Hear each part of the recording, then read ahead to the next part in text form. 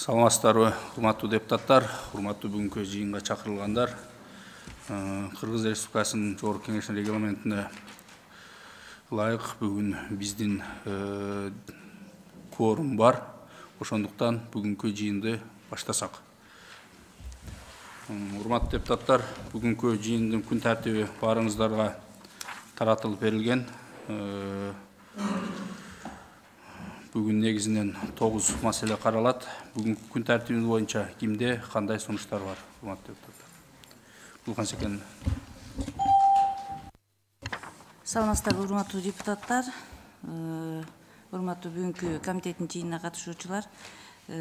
Айбек Тураталиевич, күн тартибиндеги 4-чү маселени Кыргыз Республикасынын Эмгек кодексине өзгөртүүлөрдү киргизүү жана Кыргыз Республикасынын айрым мыйзам актыларынын күчүн жоготту деп таануу жөнүндө мыйзам долбоорун бүгүн күн тартибинен каршы болбосоңуздар алып коюңуздарды суранам. Рахмат.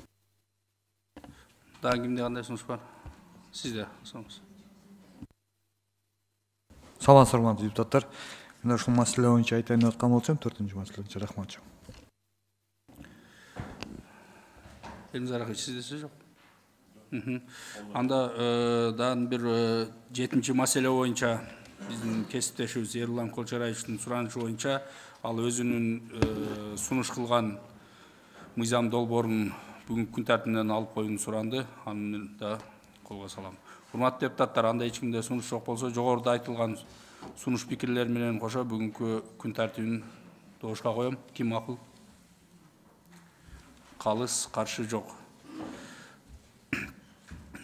Анда жумушту баштасак, бүгүнкү күн тартибиндеги 1-чи маселе калкты иш менен камсыз кылууга көмөктөшүү жөнүндө Кыргыз Республикасынын мыйзамына өзгөртүүлөрдү киргизүү тууралуу Кыргыз Республикасынын мыйзам долбоору жөнүндө 3-чү окуу. Демилгечилер. Кыргыз Республикасынын Министрлер кабинетинин төрагасы Акылбек Сөмбекович Жапаров 22-жылдын 30-июндагы билдирүүсү боюнча баяндамачы Кыргыз Республикасынын Жогорку Кеңешинин социалдык саясат боюнча комитети төрагасынын орун басары Маткенов. Урматтуу депутаттар, сиздердин карооңуздарга Кыргыз Республикасынын Министрлер кабинетинин тарабынан демилгеленген калкты иш менен камсыз кылууга көмөктөшүү жөнүндө Кыргыз Республикасынын мыйзамына өзгөртүүлөр киргизүү жөнүндө тууралуу Кыргыз Республикасынын мыйзам долбоору 3-чү окууда киргизилип жатат. Бул мыйзам долбоору жумуссуздарга жумуссуздук боюнча жөлөк пулдарды дайындоонун шарттарын жеңилдетүүгө, иш менен камсыз кылуу чөйрөсүндө кызмат көрсөтүүлөргө жеткиликтүү камсыз кылууга багытталган. Мыйзам долбооруна жумуш издеп жүргөн жарандар түшүнүгү такталып, формалдуу эмес иш менен камсыз кылуу термини киргизилет. Ошондой эле санариптештирүү жана интернет каналдары аркылуу калкка кызмат көрсөтүүнүн алкагында жумуш издөөчү катары каттоого электрондук арыз берүү мүмкүнчүлүгү жана жашаган жери боюнча каттоосу жок жарандар үчүн жарандарды каттоого алуу ченеми каралат. Мыйзам долбоорун 3-чү окууга даярдоодо редакциялык мүнөздөгү түзөтүүлөрдөн тышкары депутаттардан жана мыйзам чыгаруу демилгесинин башка субъекттеринен сунуштар жана сын пикирлер келип түшкөн эмес. Урматтуу депутаттар, аталган мыйзам долбоору боюнча кимде кандай суроолор жана сунуштар бар?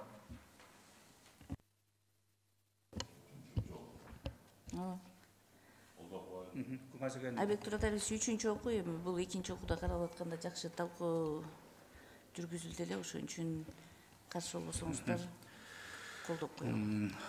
Анда урматтуу депутаттар, комитеттин корутундусу калкты иш менен камсыз кылууга көмөктөшүү жөнүндө Кыргыз Республикасынын мыйзамына өзгөртүүлөрдү киргизүү тууралуу Кыргыз Республикасынын мыйзам долбоору Кыргыз Республикасынын Жогорку Кеңешине 3-чү окууда кабыл алуусу сунушталсын. Урматтуу депутаттар, мыйзам долбоорун добушка коем. Ким макул? Калыс, каршы жок. Аталган маселе боюнча чакырылган коноктор бара берсеңиздер болот. Конок деп коеюн эми.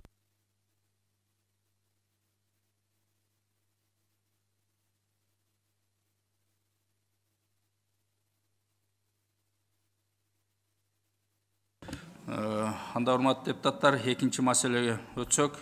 2-чи маселе Кыргыз Республикасындагы эмгек мамилелери жаатындагы социалдык өнөктөштүк жөнүндө Кыргыз Республикасынын мыйзамына өзгөртүүлөрдү киргизүү тууралуу Кыргыз Республикасынын мыйзамынын долбоору жөнүндө 3-чү окуу демилгечи Кыргыз Республикасынын Министрлер Кабинетинин төрагасы Акылбек Үсөнбекович Жапаров, баяндамачы Кыргыз Республикасынын Жогорку Кеңешинин социалдык саясат боюнча комитет төрага орун басары Маткеримов.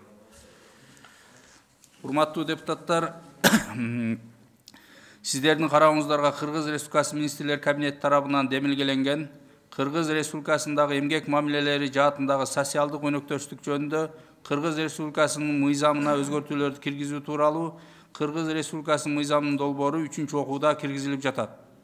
Мыйзам долбоорунда жамааттык келишим, жамааттык макулдашуу жана мамлекеттик аткаруу бийлигинин жана жергиликтүү өз алдынча башкаруу органдарынын өкүлдөрү түшүнүктөрүн алып салуу сунушталууда. Анткени бул аныктамалар эмгек кодексинде жана жамааттык келишимдер жөнүндө мыйзамда каралган. Ошондой эле социалдык өнөктөштүктүн принциптерин актуалдаштыруу жана эл аралык стандарттарга ылайык келтирүү сунушталат. Мыйзам долбоору менен сүйлөшүүлөрдү жүргүзүү тартиби, макулдашууларды иштеп чыгуу жана түзөтүү мөөнөттөрү, аларга өзгөртүүлөрдү жана толуктоолорду киргизүү, аларга кошулуу тартиби комиссиялар тарабынан бекитилип, алардын чечимдери менен жол жоболоштуруулары аныкталат.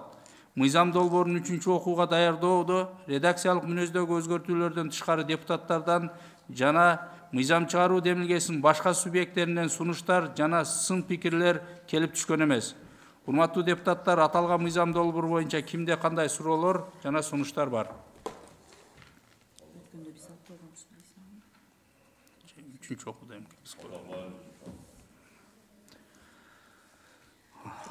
анда суроо жок болсо, анда комитеттин корутундусун окуп коеюн. Кыргыз Республикасындагы эмгек мамилелери жаатындагы социалдык өнөктөштүк жөнүндө Кыргыз Республикасынын мыйзамына өзгөртүүлөрдү киргизүү тууралуу Кыргыз Республикасынын мыйзам долбоору Кыргыз Республикасынын Жогорку Кеңешине 3-чү окууда кабыл алуусу сунушталсын.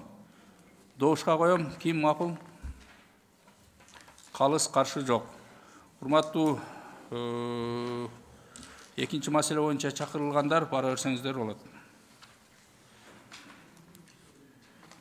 3-чү маселе. Эмгек жана социалдык камсыздоо маселелери боюнча Кыргыз Республикасынын айрым мыйзам актыларына өзгөртүүлөрдү киргизүү жөнүндө Кыргыз Республикасынын мыйзамы долбоору жөнүндө бул 3-чү окууда демилгечи Кыргыз Республикасынын Министрлер Кабинетинин төрагасы Акылбек Жапаров, баяндамачы Кыргыз Республикасынын Жогорку Кеңешинин социалдык саясат комитетинин төрага орун басары. Урматтуу депутаттар, күн тартибинде 3-чү маселе эмгек жана социалдык камсыздоо маселелери боюнча Кыргыз Республикасынын айрым мыйзам актыларына өзгөртүүлөрдү киргизүү жөнүндө Кыргыз Республикасынын мыйзамынын долбоору 3-чү окууда каралып жатат. Мыйзам долбоорунун демилгечи Кыргыз Республикасынын Министрлер Кабинети мыйзамдын долбоору менен инвентаризация өткөрүүдө Кыргыз Республикасынын мыйзамдарынын айрым ченемдерин конкреттештирүү максатында техникалык жана редакциялык өзгөртүүлөр киргизилип жатат. Мыйзамдын долбоору 2022 жылдын 21 декабрда Жогорку Кеңеш тарабынан 2-чи окууда кабыл алынган. Мыйзам долбоорун 3-чү окууга даярдоодо депутаттардан жана мыйзам чыгаруу демилгесинин башка субъекттеринен сунуштар жана сын пикирлер келип түшкөн эмес. Бул маселе боюнча эмгек, социалдык камсыздоо жана миграция министри чакырылган. Кимде кандай суроолор болсо берсеңиздер болот, урматтуу депутаттар. Жок суроо 3-чү окуу экен. Анда комитеттин корутундусу, урматтуу депутаттар, биринчи эмгек жана социалдык камсыздоо маселелери боюнча Кыргыз Республикасынын айрым мыйзам актыларына өзгөртүүлөрдү киргизүү жөнүндө Кыргыз Республикасынын мыйзамынын долбоору жактырылсын жана аны 3-чү окууда кабыл алуу Жогорку Кеңешке сунушталсын. Бул маселени кароодо Кыргыз Республикасынын Жогорку Кеңешинде Кыргыз Республикасынын эмгек, социалдык камсыздоо жана миграция министри чакырылсын. Урматтуу депутаттар, добушка коем. Ким макул? Калыс, каршы жок. 3-чү маселе боюнча чакырылган коноктор бара берсеңиздер болот. Ушул жерде Нурдөлө Сатыбекович. Мынакей 4-чү маселени азыр Гүлхан Сакиновнун сунушу менен бүгүнкү күн тартибинен алдык, бирок сизге айта кетүүчү нерсе, ушул маселе өткөнкү комитетте дагы алынган. Мына сиздин жаныңызда отурган эжеке келип талкуулап, мына бүгүн дагы кайра эле ошол биз менен талкуулаган маселе боюнча мына биздин жыйындын башталышынын алдында перед фактын коюп атасыңар. Давайте, Нурдоле Сатыбекович, мындай жумуштарды токтотуңуздар. Ошондо дагы именно бүгүн сиз негиз кылып, бүгүнкү күн тартибинен алынган негиз кылган маселе боюнча ушул жерде талкуулап, күн тартибинен алып, мен кабинетке алып барып дагы түшүндүрүү иштерин сүйлөшкөнбүз барын. Бир жума жүрүп, вот мына комитеттин алдында перед фактын коюп атасыздар. Рахмат. Рахмат. Урматтуу депутаттар, 4-чү маселе алынды, 5-чи маселе боюнча. Кыргыз Республикасынын айрым мыйзам актыларына, Кыргыз Республикасынын социалдык фонду жөнүндө, Кыргыз Республикасында мамлекеттик социалдык камсыздандыруу боюнча пенсиянын топтоо бөлүгүн каржылоо үчүн каражаттарды инвестициялоо жөнүндө, Кыргыз Республикасынын мыйзамдарына өзгөртүүлөрдү киргизүү жөнүндө мыйзам долбоору тууралуу демилгечи Кыргыз Республикасынын министрлер кабинетинин төрагасы Акылбек Үсөнбекович Жапаров. Баяндамачы Кыргыз Республикасынын министрлер кабинетинде караштуу Кыргыз Республикасынын социалдык фондусунун төрагасы Алиев Бактияр Жеңишбекович. Сөз сизде, Бактияр Жеңишбекович. Саламатсызбы. Электронбекович, урматтуу депутаттар, бүгүнкү күнү Кыргыз Республикасынын социалдык фонду башкаруучу компанияларды тандоо укугун пайдаланбаган камсыздандырылган адамдардын пайдасына түзүлгөн пенсиялык топтоо каражаттарын башкарууну жүзөгө ашырат. Азыркы учурда социалдык фонд пенсиялык топтоолорду инвестициялоодо консервативдик саясат жүргүзүүдө. Анткени камсыздандырылган адамдардын пенсиялык топтоо каражаттарынын сактыгын камсыздоонун маанилүүлүгү алардын кирешелүүлүгүнөн жогору турат. Ал эми жайгаштырылган пенсиялык активдердин бир кыйла үлүшүн мамлекеттик баалуу кагаздар жана коммерциялык банктардагы депозиттер сыяктуу салттуу финансылык инструменттер ээлейт. Пенсиялык системанын акырындык менен өнүгүшү жана пенсиялык топтоолордун өлчөмүнүн өсүшү акырындык менен кирешелүүлүк инструменттерин кеңейтүү зарылчылыгын алып келатат. Ушуга байланыштуу жана пенсиялык топтоо каражаттарын көбөйтүү максатында Кыргыз Республикасынын социалдык фонду пенсиялык топтоолорду баалуу металлдар жана Кыргыз Республикасынын улуттук банкынын баалуу кагаздары сыяктуу жана финансылык инструменттерге инвестициялоо үчүн активдердин тизмегин кеңейтүүнү сунуштап жатат. Баалуу металлдар пенсиялык топтоолордун инвестиция булагы катары узак мөөнөттүү болгондуктан жана алардын баасы узак мөөнөттө алгылыктуу көбөйүшүнө байланыштуу бул активдерге жайгаштыруу максатка ылайыктуу болот деген ишеничтебиз. Мындан тышкары инвестициялык портфелди диверсификациялоодо жана пенсиялык топтоо каражаттарынын өсүшүн жана сактыгын камсыз кылуу максатында бул мыйзам долбоору менен пенсиялык топтоо каражаттарын кредиттик уюмдарда чет өлкө валютадагы мөөнөттүү депозиттерге жайгаштыруу жана Кыргыз Республикасынын улуттук банкынын баалуу кагаздарына инвестициялоо үчүн активдердин тизмегин кеңейтүү сунушталып жатат. Ошондой эле Кыргыз Республикасынын социалдык фондуна караштуу мамлекеттик топтомо пенсиялык фондунун финансылык туруктуулугун камсыз кылуу максатында долбоор менен резервдик фонд түзүү боюнча чаралар каралууда. Көңүл бурганыңыздарга рахмат. Урматтуу депутаттар, аталган маселе боюнча социалдык фонддун төрагасы жана төрага орун басары, ошондой эле улуттук банктан лицензиялоо боюнча башкармалыгынын начальниги Садыров Алмамбет Калинурович, акчалай кредиттик операциялар боюнча башкармалыгынын начальниги Козубеков Азат Айбекович чакырылган. Суроолор болсо берсеңиздер болот, урматтуу депутаттар. Кимде суроо бар? Жылыз Эсенбековна, сөз сизде. Рахмат, саламатсыздар, урматтуу кесиптештер, мүмкүн чакырылгандар. Уважаемые докладчики, вот данным проектом закона вы хотите дать возможность социальному фонду инвестировать накопительные части пенсии в золото, в драгметаллы. Это, конечно, хорошо, золото и драгметаллы в основном дорожают. Также вы здесь имеете право покупать и продавать иностранную валюту. Очень большие риски для накопительной части. Сейчас на фоне мирового кризиса, такой волатильности валют на мировых рынках, это подвергнет очень большой опасности накоплению. Как вы можете это прокомментировать? Жылыз Эсенбековна, да, вы правильно говорите. Но нам необходимо внести этот инструмент, потому что если мы получим возможность осуществлять операции по приобретению золота, то при продаже золота, допустим, на той же лондовой бирже или московской бирже, там нам необходимо будет за определенную валюту продавать, и нам необходимо это все вводить. То есть эти операции вами будут осуществляться только для покупки и продажи золота, да? Не только. Драгметаллов. Но вы чисто не инвестировать только. в валюту не будете? По валютным операциям мы до 5%, максимум до 5% будем осуществлять. Там, я думаю, это небольшая сумма будет, но мы хотим для начала ввести и посмотреть, как это будет для нас. Что значит, от чего до 5%? От чего до 5% 5%? от общей суммы, то, что у нас имеются средства в накопительном фонде. 5% вы будете вкладывать в иностранные валюты, да? Да, от общего да, накопительного фонда. До 5%, может 1%, 2%.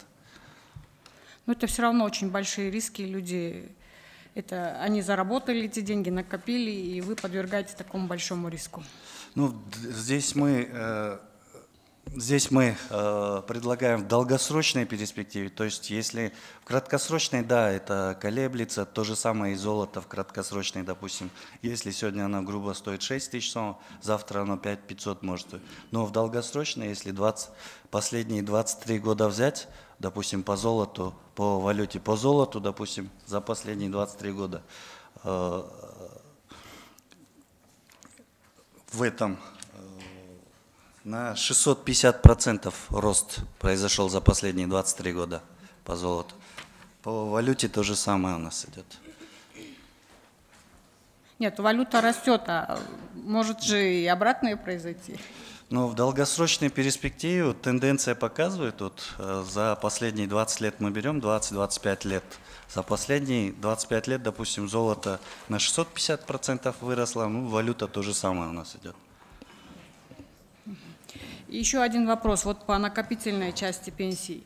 Очень много нареканий, люди хотят, население хочет, чтобы вы расширили список, по которому они могут получать эти суммы.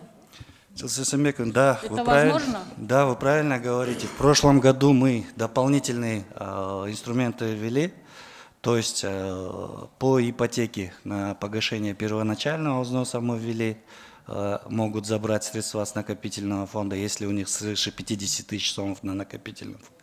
Для погашения действующего кредита по ипотеке могут забрать. Если человек в течение 3 месяцев не работает, ежемесячно по 7 тысяч сомов может получать. Сейчас Нет, с этого понятно, года 8 но это тысяч. уже то, что есть список ваш. Но вот избиратели просят, чтобы мы расширили этот список. Хорошо, мы в прошлом году ввели, в этом году дополнительно мы посмотрим, вы можете, что да, можем внести ввести. Изменения и расширить список случаев, когда вы можете выдавать накопительные. Да, мы посмотрим, если какие-то возможности у нас есть, мы как предложение вам дадим. Спасибо. Рахмат, сөз Гулхан Сакинна сізде. Рахмат, Айбек Туроталиевич. Урматтуу депутаттар, бул эми Бактияр мырза, бул мыйзам долбоорунун башкы иштелип чыккан максаты инвестициялык портфелдин түзүмүн кеңейтүү аркылуу пенсиялык топтоо каражаттарынын өсүшүн жана сактыгын камсыз кылуу үчүн финансылык инструменттердин тизмесин кеңейтүү деп алып чыгып атасыздар. Эми эгерде бул сиз мурда акчаңызды мамлекеттүү баалуу кагаздарда жана банктык депозиттерде сактасак, эми например, сиз пенсиялык топтоолорду жаңы финансылык инструменттерге, мисалы баалуу металлдарга жана улуттук банктын баалуу кагаздарына инвестициялоо үчүн активдердин тизмесин кеңейтүүнү негизи сунуштап жатасыңар. Бул узак мөөнөттүү перспектива болуш керек да. Бул бүгүн мындай жакын убакта эле боло турган нерсе эмес болуш керек. Туура сиздер буга макул болосуздар. Канча жылга сиздерге ушу кепилдик берип, канча жылда ушуну эми ишке ашырабыз деп ойлоп атасыздар? Бул боюнча эмегилерге ноталарды алсак, допустим, Нацбанктын ноталарына 7 күндүк, 14 күндүк, 28 күндүк, 91 күндүк ноталар болуп атат. 7 күндүк ноталар мисалга алсак 11% болуп атат. 14 күндүгү 11,5% болуп атат. 28 күндүгү 12% болуп атат. 91 күндүгү болсо 14% болуп атат. Сиз туура айтып атасыз, канчалык көбүрөөк убакытка сала турган болсок, ошончалык бизге жакшы болот да. Эми келечекте ал коопсуз болуп жоготууга алып келбей турганына ишенесиздерби? Ишенебиз, биз анткени карап чыктык акыркы 20-25 жылдан бери. Бул тенденция дүйнө жүзүндө ошондой экен, өсүү, только өсүү болот экен. Эми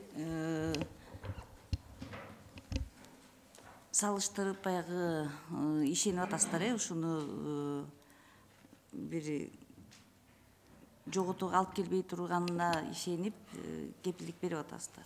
Эми бүгүнкү күндөгү алтындын баасы 20 жылдан кийин эч качан бүгүнкү күндөн арзан болбойт деп ойлойм. Акча башка формада көпкө сакталып келген да. Туурабы? Анткени алтын жыл сайын казылып атат да, жыл сайын казылып атат. Алтын канчалык азыраак калган сайын ошончолук кымбаттай берет. Ушуну дагы бир нерсени ушуну өзгөртүү керек деген тыянакты кантип сиз бир келдиңиз ушул тыянакка? Ооба, Гүлкан Сакиновна, бул жерде бизде жыл сайын акчабыз көбөйүп атпайбы? Анан мамлекеттик баалуу кагаздарга салып атабыз, анан бүгүнкү күндө биздин акчага потребность азыраак болуп атат да, жылдан жылгачы. Ошол эле комбанктар, допустим, потребность аз болуп атат алардачы. Анан жылдан жылга өскөн сайын биз ушул финансылык инструменттерибизди көбөйтө беришибиз керек. Бул мурунку кырдаал эми кандайдыр бир жоготууларга алып келди дегенди билдирбейби? Жок, жоготуулар жок. Эми пенсия топтогондо, дивидендтер топтолот, ар бир төлөөчү үчүн акча алганда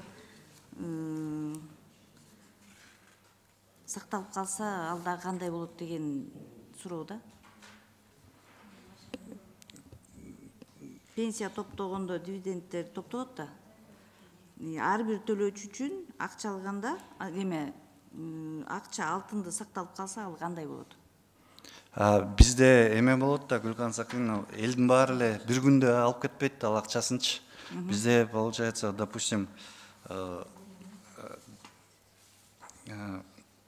жалпысынан, допустим, былтыркы жылы пенсияга чыккандардын, бөлөк мамлекетке чыгып кеткендердин, анан каза болгон пенсионерлердин саны жалпысынан 13.627 киши болду.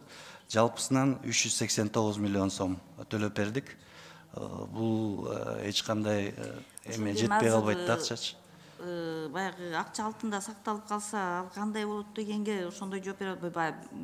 Бир күндө эле алып чыгып кетпейт деп атасыз да. Гүлкан Сакиновна, биз 10%га чейин эле алтынга 10%га чейин сактайбыз деп атабыз. Андан нары барбайбыз 10%га чейин деп. Анан биз выплатага акчабыз ар дайым жетет, төлөп берип турабыз ал боюнча. Эч кандай. Эми ар бир мыйзамды алып келгенде Бактияр мырза жакшы ойлор менен, жакшы пландар менен эми баягы калкыбызга ушул жакшы иштесе экен деген планда алып келесиздер. Биз ошонун баарын сиздердин маалыматыңыздарды угуп, ушу кандай биздин жарандарга кереги тиет деп биз кабыл алып бергенге түздөн түз жардам бергенге аракет кылып, ошо колдоп атпайбызбы? Эми ушул аталган мыйзам долбоорун эми айтканыңар, азыр жооп берип атканыңар жакшы. Иш жүзүнө ашса деген ашырсаңар. Эми убакытты көп талап кылат деп өзү эле айтып турат, убакытты баягы тездетип, если ушул керектүү мыйзам болуп турган болсо, жакшы ушунун үстүндө иштеп Рахмат. алып барыңыздар деген сунуш. Рахмат. Анда кийинки сөз Аида Исатбековна. Рахмат.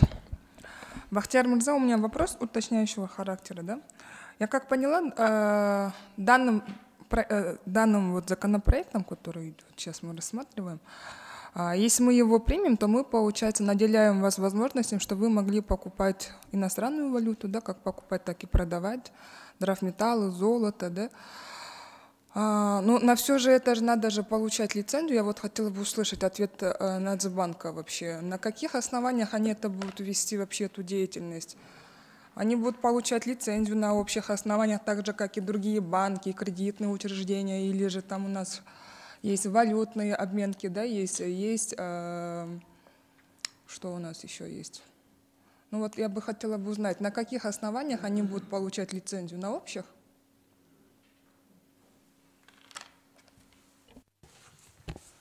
Добрый день, Алмамбет Садыров, Национальный банк. Да, правильно, мы ранее в рамках рассмотрения проекта законов направляли в Кабинет министров, до этого также направляли свои замечания Социальному фонду.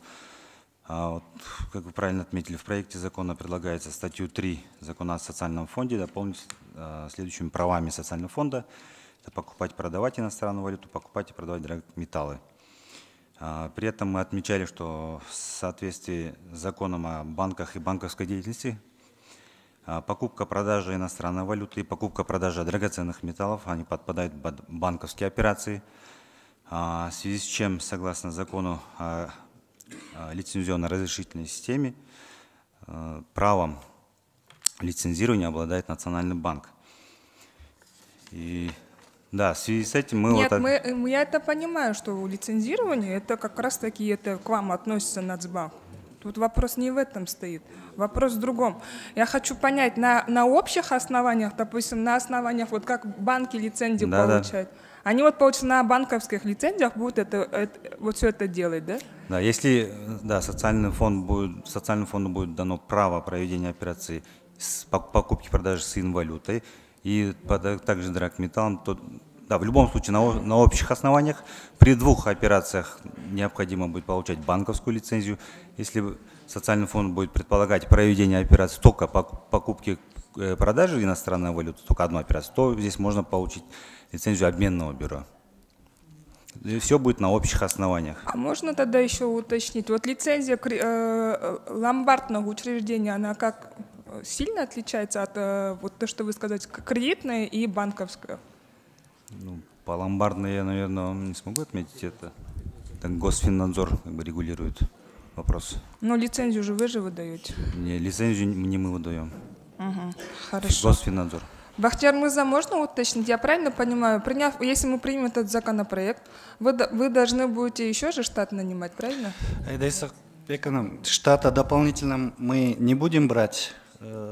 Штата дополнительно нам не потребуется. Хорошо, а где вы тогда будете, ну, как вы планируете это все проводить? Ну, это имеется в виду. Это будет регулироваться все подзаконными актами. Это все будет регулировать правительство, Кабинет министров. Решение Кабинета министров. Понятно, спасибо большое.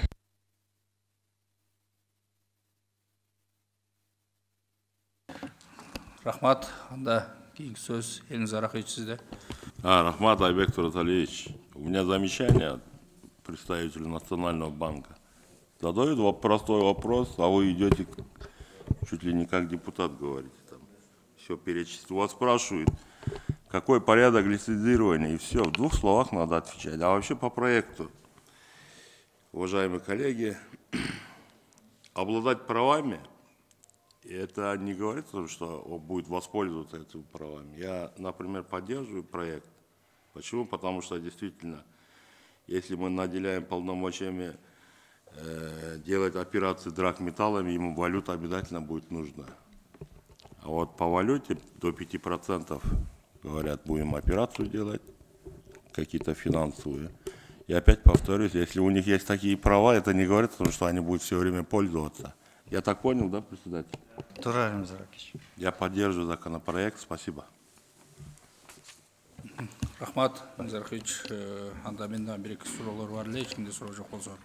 Урматтуу Бактияр Жеңишбекович, бул мыйзам долбоору сиздердин инициатива менен, Соцфонддун инициативасы менен көтөрүлүп чыктыбы же Кабинеттер министринин төрагасынынбы?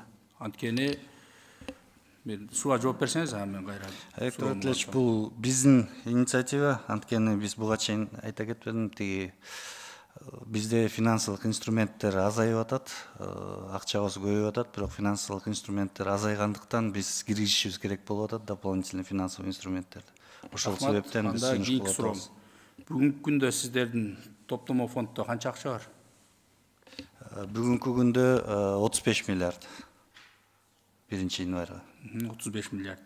Мен буга чейинки берген суроомдун себеби, мына сиздер башында өзүңүздөр социалдык банк ачуу боюнча жакшы демилгени көтөрүп, жүгүрүп жүргөнсүңөр да.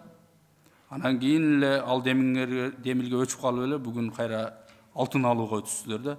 Эртең бул дагы демилге өчүп калып, дагы башка жака кетип калбайбы? Эмне себеп болду? Мен ошон үчүн суроо бердим да, сиздерге эмнеге биринчи демилгеңерден кайтып, кайра буга келдиңиздер? Бул силердин өзүңөрдүн инициатива өзгөрдүкү же тияктамы деп ошон үчүн сурап атам.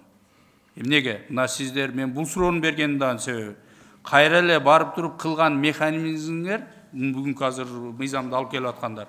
Ошол банк ачкан бойле силерге жеңил болчудай да. Мынтип барбастан өзүңөрдүн банкыңар болсо, мына бул жерде улуттук банктын төрагасы турат.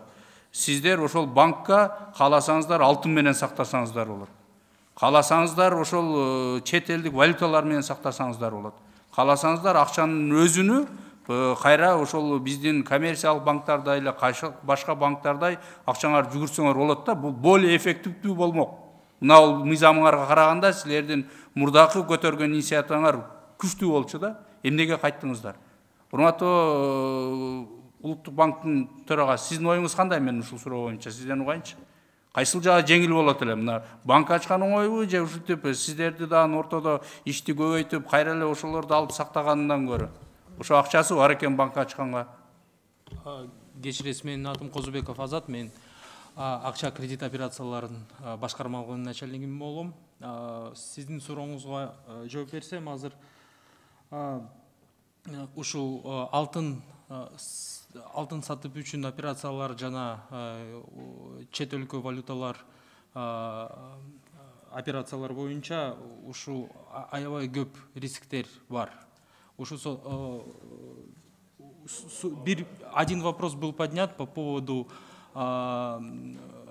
привлечения дополнительного персонала. В случае, если социальный фонд в рамках своих целей не будет привлекать дополнительный персонал или не будет привлекать дополнительную квалификацию для своих сотрудников для управления портфелем в иностранной. Азат Айбекович, кечиресиз, кайсынысы оң? И таким образом лучше будет управлять это в рамках действующих статей закона, где предписано, социальный фонд может отдать это либо другим организациям, либо, может быть, как вы отметили, открыть полноценную банковскую лицензию, которая позволит им управлять своими активами полноценной банковской лицензии. Может быть, по тому методу, по тому способу, который вы отметили, открыть полноценный социальный банк. Такое тоже возможно. Такой банк тоже будет обладать полной банковской лицензией, полным правом на проведение всех операций. Бактияр Жеңишбекович, сиз өзүңүз өз сөзүңүз менен түшүндүрүп бериңизчи, банк менен азыркы мыйзамдын айырмасы банк ачуу менен кандай? Бул боюнча бул жерде бул дополнительный финансылык инструменттерди киргизип атабыз бул жергечи. Бул банк менен тиешеси жок. Банк боюнча туура айтып атасыз. Биз инициатива сунуш көтөргөнбүз бул боюнча. Бул боюнча министрлер кабинетине сунушубузду бергенбиз. Бирок жалпы бүт финансыбызды бир банкка алып кирип кеткенде тоже рисктер болот экен. Бир банкта кармаган акчабыздычы. Анан ошондуктан азыр кылдатып менен карап чыгып атабыз. Бардык бул боюнча дагы сунуштарыбызды беребиз банк боюнча. Бул боюнча бул азыркы бүгүнкү күндө бизде финансылык инструменттер болуп атпайбы, тиги мамлекеттик баалуу кагаздарга, тиги комбанктарга, депозиттерге. Ошол эле биздин финансылык инструменттерибизди биз да көбөйтүп атабыз. Ошол бул кичине бөлөк да. Эгерде тиги сиз айтып аткандай банк ачыла турган болсо, анда ал банк аркылуу деле бул операцияларды кыла беребиз. Рахмат, сиз азыр өз сөзүңүздө айтып кеттиңиз да, жалпы акчанын 5%га чейинкисине гана биз сатып алабыз деп. 35 миллиард бар дедиңиз, азыр бүгүнкү күндө. ошонун 5%-ы 1 миллиард 750 миллион болот экен. А калган акчаларды эмне кыласыздар? Кантип иштетесиздер калган акчаларды? Бизде эми акчалардын азыр 90% мамлекеттик баалуу кагаздарда, 10% коммерциялык банктарда. Азыр эми бул сразу эле бул мыйзам кабыл алынары менен биз акчаны алып туруп эле ошол жака салабыз дебейбиз. Эми бул перспективада колдоно турган инструменттер. Бүгүнкү күндө ошол сиздердин топтомо фондко түшкөн акчалар айына канча силерге пайда алып келет? Средневзвешенный 22-жылы 11,1%. Орточо. Ошондо канча сом менен айтсаңыз, канча сом киреше кирди 2022-жылы?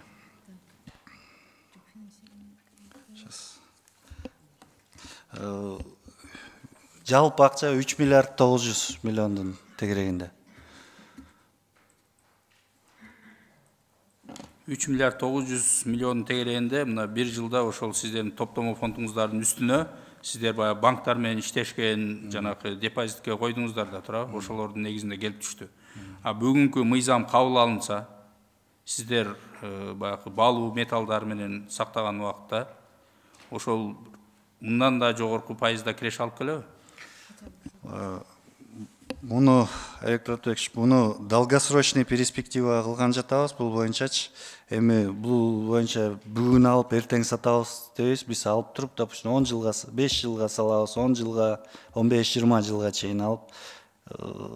Эми могу акыркы 23 жылды карасак, именно алтындын баасы 650%, 6,5 эсе өсүптүр да. Түшүнүктүү, рахмат. Мен мыйзам ушул биздин жалпы ошол үмүт менен топтоп аткан биздин келечекте пенсия алам деген биздин жарандарыбыздын үмүтүн актаса эле болду. Себеби бул жерде жогоруда менин кесиптештерим айтып кеткендей кооптуу жактары дагы көп. Ошолордун баарын дыккат карап чыгып, изилдеп, анан бир жакшы жолго коюшуңарга тилектешим. Рахмат. Рахмат. Сөз сиздердин Заркевич. Рахмат. Айбек Тураталиевич берген суроого мен жооп укпадым. Силер экөөңүздөр тең нары бери кеттиңер, кирип кеттиңер. Мындай деп суроо берип атат да. Банк ачкан, өзүңөр чуркап жүргөн социалдык банк ачкан силерге жакшыбы же могу мыйзам менен эле толук кандуу иштеп кетесиңерби? Кайсынысында риск бар десе, экөөңүздөрдөн отуруп алып туруп ойтоону айттыңар. Бир эки сөз менен айткылачы. Банк ачкан выгоднабы же могу мыйзам менен кеткен? Элнур Аракевич, эгерде банк ачкан күндө деле биз уруксаат алып, могу мыйзамды киргизишибиз керек болот да. Бул деген бизге дополнительный финансовый инструменттер колдонгонго мүмкүнчүлүк берип атат, Элнур Аракевич. Хорошо, рахмат. Банк да жооп берип койсунчу. Аябай кооз сүйлөйт экен эми могу. Банк боюнча с учетом всех рисков открыть банк, обладающий полной лицензией и необходимой квалификацией, будет безопаснее и выгоднее, на наш взгляд. Значит, получается выгоднее, что ли? Банк им открыть? Элнур Аракевич, бул эми Жо, банк жооп берсинчи, мен сизди түшүндүм. Мен сиздин мыйзамыңызды колдойм. Мен кичине мындай тырмап коеюн тиги балдарды. На наш взгляд, да, на наш взгляд, с учетом всех рисков и привлечения необходимой квалификации, управления... Болду, рахмат, түшүндүм. Рахмат. Жылыз Эсебековна, сөз сизде. Я тоже просто уточнить, вот у вас прибыль 3 миллиарда 900 миллионов, вы говорите. В год, да, это прибыль? Да, год. А население сколько процентов получает от этого? Вот накопительные фонды? До этого... Отчисление каждому идет пенсионеру? Да, отчисление каждому 3%, да, вы говорили? До этого я сказал, сейчас, секунду. В прошлом году, допустим, единовременно при выходе на пенсию 13 627 человек получило. В общей сложности 389 миллионов мы выплатили в прошлом году.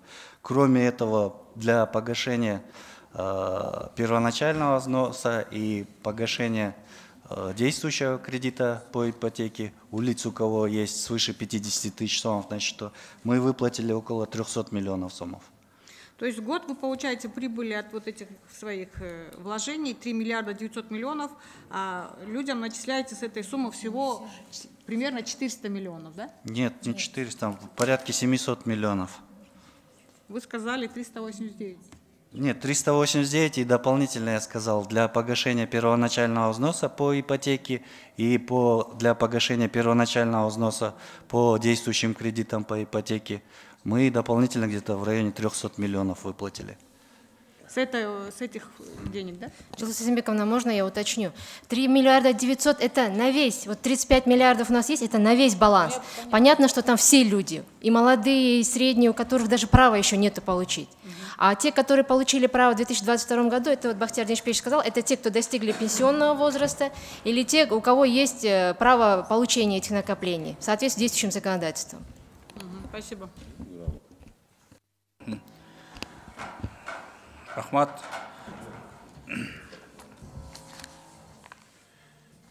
Так, құрметті депутаттар, ешкімде сұрау жоқ болса, анда күн тәртібіндегі қаралған мәселенің бойынша комитеттің қорытындысы Қырғыз Республикасының айрым мыйзам актыларына Қырғыз Республикасының социалдық фонды жөнінде Қырғыз Республикасында мемлекеттік социалдық қамсыздандыру бойынша пенсияны топтоо бөлігін қаржылау үшін қаражаттарды инвестициялау жөнінде Қырғыз Республикасының мыйзамдарына өзгертулерді киргизүү жөнінде Қырғыз Республикасының мыйзам долбоорунун концепциясы жактырылсын, жана биринчи окууда кабыл алуу Қырғыз Республикасынын жогорку кеңешине сунушталсын. Экинчи, бул мыйзам долбоору жөнүндө баяндама жасоо Қырғыз Республикасынын социалдык фондунун төрагасына тапшырылсын. Урматтуу депутаттар, аталган мыйзам долбоорун добушка коем. Ким макул? Калыс, каршы жок. Аталган мыйзам долбоору боюнча чакырылгандар бара берсеңиздер болот. Рахмат. Анда бизде кийинки кезектеги маселе күн тартибиндеги 6-чы маселе бул. Урматтуу депутаттар, күн тартибиндеги 6-чы маселе Кыргыз Республикасы министрлер кабинети менен Россия Федерациясынын өкмөтүнүн ортосундагы Кыргыз Республикасында орус тилинде билим берүүчү биргелешкен билим берүү уюмдарын куруу, түзүү жана иштетүү шарттары жөнүндө макулдашуунун долбоору. Аталган маселе боюнча баяндамачы Кыргыз Республикасынын билим берүү жана илим министри Мамбетахунов Уланбек Эсенбекович. Бул маселе боюнча комитеттин жыйынына Финансы министрлигинин жана Тышкы иштер министринин жетекчилери чакырылган. Урматтуу баяндамачы, сөз сизде.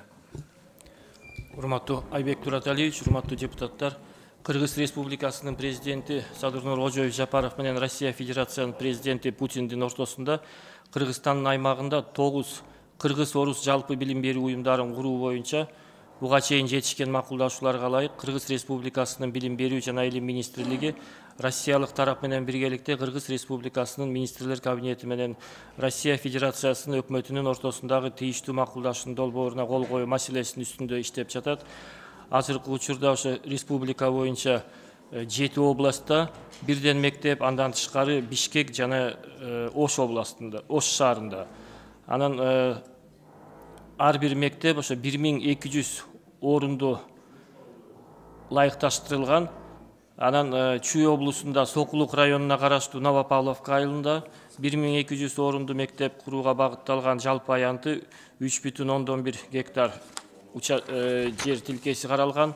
Баткен облусунун Баткен шаарында, Талас облусунун Талас шаарында, Ош шаарына караштуу Ленин көчөсүндө жайгашкан жаштык лагеринин участогунда, Ысык Көл облусунун Каракол шаарында, Бишкек шаарынын Сухабатар көчөсүндө, Ош облусунун Өзгөн районуна караштуу Прогресс айылында жайгашкан. Андан тышкары Жалал Абад облусунда Жалал Абад шаарында, Нарын облусунда Нарын районуна караштуу Кеңеш айылында жайгашкан. Макулдашуунун долбооруна ылайык Россия тарабынан милдеттүү түрдө Евразия туруктуштуруу жана өнүктүрүү фонду аркылуу төмөндөгү иштер жүргүзүлө тургандыгы белгиленген. Азыркы учурда ошо бир мектепке кетирүүчү чыгым 450 миллион рубльга белгиленген. Бул орто эсеп менен. Андан тышкары окутуу процесси Кыргыз билим берүү, Кыргыз Республикасынын мамлекеттик билим берүү стандартынын негизинде жүргүзүлөт. Андан тышкары Россия Федерациясынын билим берүү стандартына ылайык жүргүзүлөт. Мугалимдердин каржылоосу, мугалимдер Россиядан дагы, кыргыз жарандары дагы ишке алынат. Россиядан келген мугалимдерге ошо Россия тарабынан айлык акы төлөнөт, кыргызстандыктарга Кыргызстан тарабынан айлык акы төлөнөт. Бирок экөөнүн айлыктары бирдей болот да. Андан тышкары ошо ар бир мектепке бассейндик комплекстер каралган. Бул жер тилкелерин ошо Россия Федерациясынын агартуу министрлигинин министри Кравцов Сергей Сергеевич келип көрүп кеткен. Андан тышкары агартуу министрлигинин министрдин биринчи орун басары, андан тышкары ошо агартуу министрлигинин өкүлдөрү келип маалыматты жана жер тилкелерин көрүп кетишкен. Анан ушул келишимди колдоп бериңиздерди суранабыз. Рахмат. Аталган мыйзам долбоор боюнча эмне суроо бар? Кызбек Исмаилович, сөз сизде, андан кийин Бакыт Сөнүш сизде. Чоң рахмат, Айбек Тураталиевич. Урматтуу Уланбек Эсенбекович. Жалпы бул эми негизи жакшы долбоор экен да, мен колдоймун. Бирок жалпы канча мектеп курулат ошондо? Жалпы 9 мектеп курулат, 7 областта, андан тышкары Бишкекте жана Ошто. 9 мектепти ким, кайсы тарап каржылайт? Россия Федерациясы. Россия 450 миллион, бул аябай чоң эмес бул. 450 миллион рубльге 3 типовой мектеп курса болот да, ошол бир сүйлөшүп кандай болот ошондо? Биз өзүбүз сүйлөшүп аракет кылсак болобу? 450 миллион бул аябай чоң сумма да. Рубль болуп атпайбы? 3 мектеп курса болот да, мындай мектептин санын көбөйтсөк кандай дейсиз? Бизде өзүңүз билесиз, мектептер жалпы республика боюнча жетишпейт да, кемчилдиктер аябай көп. Оюңуз кандай ушуга? Бул негизинен мектептин дагы курулушунун баарын Россия тарабы эсептеп чыккан, чыгымдарын полностью Россия тарабы өзүнө алат. Андан тышкары ошо типовой структурасы зданиянын имаратынын кеткен чыгымдары только ушул 9 мектепке ылайыкташтырылган. Анда аябай жакшы мектеп курулат экен, Газпром салбады беле. Ошондой бүт условиясы менен. Ошондой болобу? Ооба, ошондой болот деп кепилдик берип атышат. Андан тышкары ошо ар бир мектепте бассейн дагы болот. Рахмат. Колдойм мен. Анда кийинки сөз суроо берсин Бакытбек Сөнүш сизде. Рахмат. Айбек Тураталиевич, саламатсыздар, урматтуу депутаттар, урматтуу бүгүнкү жыйынга чакырылгандар. Уланбек Эсенбекович, бул келишимге баары жакшы. Кайсы критерийлер менен ушул жерлерде мектеп курулсун деп кайсы критерийлер менен бөлдүңөр ушу? Микрофонуңду жаап алың.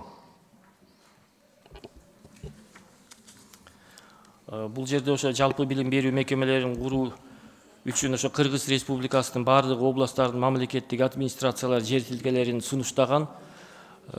Негизги максат ошо 3 гектардан көп болуш керек деп. Анан Россия тарап өздөрү келип көрүп, айрым жерлерди жактырышты, айрым жерлерин өзгөртүүгө талап коюшкан. Ошого Россия тарап причем? Силер ошо куруп берели деп атат. Алар 9 мектепчи каяка курсаңар, кай жерди көрсөтсөңөр ошо жерге куруп берели деп атат. Кайсы критерийлер менен силер? Жок, бул жерде ошо суу сөзсүз болуш керек. Андан тышкары электроснабжение ошолорго тоскоол болбош керек жерлерин. Андан тышкары ошо коммуникация, транспорт ылайыкташтырылган жерлер берилген. Эмне биздин мектептерде суу менен электричество жокпу азыр? Айылдарыбызда жокпу? Бул жерде мындай болду да, айрым айыл жерлерде айрым свалканын жанында берип коюп атышты. То есть ал жерде ошо заодно тазалап алалы деп. Андай жерлерди Россия тарап четке какты. Себеби ал кошумча чыгымдарды алып келет экен. Кандай? Бирок ар бир жер тилкеси ошо Кыргыз Республикасынын облустарынын мамлекеттик администрациялары тарабынан иштелип чыгып сунушталган. Мен ойлойм туура эмес депчи. Ошол жерде отуруп кыйындар өзүңөр чечип алдыңар окшойт да бардың, а? Бишкек шаарына быйыл 10 мектеп курдук. Бишкек шаарына бул мектептин эмне кереги бар? 15 мектеп туура. Міне Жалал-Абад шаарында бүт эле барды орусча сүйлөйт. Неге Жалал-Абад шаарына курасыңар? Неге алыскы райондорго курбайсыңар? Бир айылдарга курбайсыңар буну? Карагыла да бул эмне деген нерсе?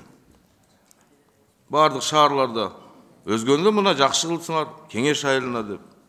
Неге өзгөндө ошондой кылып, башка жерлерди башкача кылбайсыңар? Өзгөн районунда ошо Прогресс айылында жайгашат, буюрса Нарын облусунда Кеңеш айылында. Прогресс айыл, Кеңеш айыл. Мына эмнеге айылдарды курасыңар дагы, мына жакшынакай эле. Жалал-Абад шаарына курасыңар, Бишкек шаарына курасыңар. Кургула айылдарда ушул мектептерди. Биз ошо сунуштадык, бирок Россия өкмөтү только ушул жерлерде, анан мына Сокулук районунда Новопавловка айылында дагы куруп атабыз, то есть айрым жерлерде ошо шаардын ичинде болуп атат, айрым жерде ошо айылдарында. Бирок азыр ошо 9 мектепти куруп берсе, кийин дагы куруп бергенге шарт түзүлөт деген ойдобуз. Кийин келгенде сүйлөшөбүз. Азыркыны сүйлөшөлүчү. Болбойт мындай нерсечи. Мен келишимге каршы эмесмин. Келишим жакшы куруп берип аткан. Бирок ушу силердин распределениеңарга келгендечи, туура эмес распределять этесиңер дайымачы. Ош облусунда эл көп, окуучу көп, туура 2 мектеп куруш керек. Мен дагы бир түшүнүксүз болуп атат маңачы. Бишкек шаарына 15 мектеп курабыз, дагы эле Бишкек шаарга курабыз. Газпром деле Бишкекке курат. Токтотпойсуңар ушу Чүй облусуна бир районго бербейсиңер ушундай нерсени. Неге областной центрлерге курасыңар? Кургула райондорго. Азыркы учурда министрлик тарабынан ошо айрым донорлук фонддор аныкталып атат. Карап чыккыла. Мына келишим баары тиги сессияга чыгат. Ошондо депутаттардын бардыгы нааразычылыгын айтат. Карап чыккыла да эмне обл администрациянын башчылары берсе эле ушундай боло береби? Мындай кичине мониторинг деген барбы силерде? Мониторинг жүргүзгөнбүз, анын мониторингдин негизинде ошо азыр бериң ошо мониторингди. Ассафа фондунан мониторингди бериңчи мага. Көрөйүн мен кандай мониторинг жүргүзгөнүңөрдү. Азыркы учурда ошо Госстрой мамлекеттик курулуш агенттиги менен биргеликте биздин кызматкерлер ошо региондорду кыдырып, ошо мониторинг жасап чыгышты. Анын негизинде ошо Ыйман фонду, Ассафа фондуна тизме даярдап атабыз. Ошо айыл жердеги мектептерди кайра курууга жана кайра курууга муктаж болгон мектептердин тизмесин берели деп. Анан бул жерде Россия Федерациясына дагы 20дан ашык жерлерди, жерлерди сунуштаганбыз. Бирок алар акча берип аткандан кийин алардын дагы сунушун угушубуз керек экен. Өзбекстан жардам берди, мектеп куруп берилди. Ошко курдуңар аны шаарга. Азербайжан жардам берди. Бишкекке курдуңар аны, туурабы? Эми дагы Россия жардам берип атса, эми дагы ошол жерге курабызбы? Бишкекке, Ошко дейбир. Келгиле бир айылдарды карайлы, райондорду карайлы. Энди башка суроом жок. Карагыла. Өзбек тарабынан курулган мектеп Ош шаарына дагы, андан тышкары ошо Самаркандеги айылында, андан тышкары ошо Маргун айылына Баткен областында да курулган. Туура, мен ошону айтып атпайм. Айылдарга курсаңар, Ош шаарына тыга бересиңер, Бишкек шаарына тыга бересиңер. Ушундай мүмкүнчүлүк болуп аткандачы муктаж жерлерге курбайсыңар ушундай жерлерди. 3 гектар жерди силерге кайсы айыл өкмөт болбосун таап берет бардыгын. Суусун да таап берет, электричествосун да таап берет. Айыл жергесинде балдар да окусун да бир дурусураак мектептердечи. Фин типтеги мектепте окуп атышат. 60-70 жылдар салынган мектептердечи. Анан бул жерде мындай болуп атат. 1200 орунду мектеп болуп атканына байланыштуу ошо айыл жеринде анча сандагы окуучулар жок, ошондуктан ушул жерлер белгиленген. Бу мындай обоснование места райондун центрлерде табылат ушундай.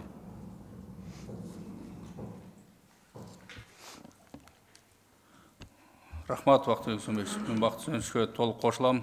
Ұлан Сенбек жооп бергенде мындай абайлап жооп берсеңиз, анткени айыл жеринде 1200 салам десеңиз, азыр ар бир депутат таап берет айылдан. Ар бир депутат таап берет. Мындай жооптудан абайлап бериңиздер. Сөз Улукбек Зулпукарович сизде. Рахмат. Урматтуу депутаттар, урматтуу министр мырза. Мен келишимде сумманы таппай атам да, мына азыр коллегам айтып кетти, 450 миллион рубль деп. Қанша? Жоқ, суммасы қанша, мен сумманы таппай атам. Соглашениеде сумма жоқ. Иә. Анан қайдан сумманы таап алып азыр айтып аттык біз. Уланбек Эсенбеков. Бұл примерно как примерно қандай да бір қысша. Жоқ, ошо божомолду айтылат да, 450 миллион рубль бир мектепке. Орто эсеп менен кет чыгымдар. Жоқ, мындай келишимде жоқ нерсени ойдон чыгарып айтуунун кереги жок, биринчиден. Экинчиден, бул мектептерди ким курат? Курулуштар биздикилер курабы же Россия өзү курабы? Россия мамлекети. Эмне Россиядан фирма келип курабы бул жерге?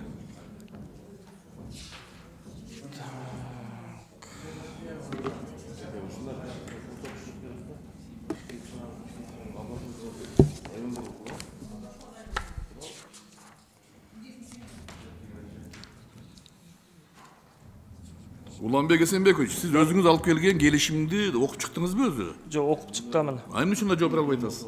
Ким курат мектептерди? Бул жерде Россия Федерациясы. Эмне Россиядан курулуш фирмасы келип, Россиянын жумушчулары келип курабы? Эмне, кандай болот? Бул жерде мындай болгондо, подготовлен перечень мероприятий.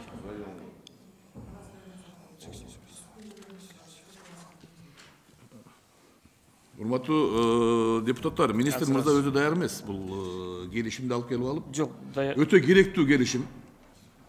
Зарыл келишим. Бирок так жазылыш керек бардыгычы. Кандай курулат, ким курат? Эмне Россия курат? Туура, Россия акча берип атат, бирок курулушту биз өзүбүз кылышыбыз керек да. Өзүбүз деле кылабыз аны. Россия келип курат. Муну азыр айтып атат, Россия келип курат дейт. Улукбек Зулпукарович, бул жерде ошо келишимдин биринчи приложениясы ошо перечень мероприятий по строительству материально-техническому оснащению деп такталган. Ошонун негизинде келишим түзүлгөндөн кийин иштер башталат.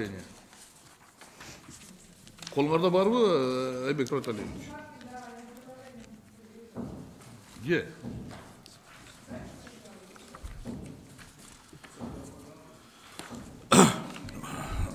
Бул жерде мен толугу менен колдойм, бирок ушуга окшогон майда маселелерденчи чоң кийин суроо туулат.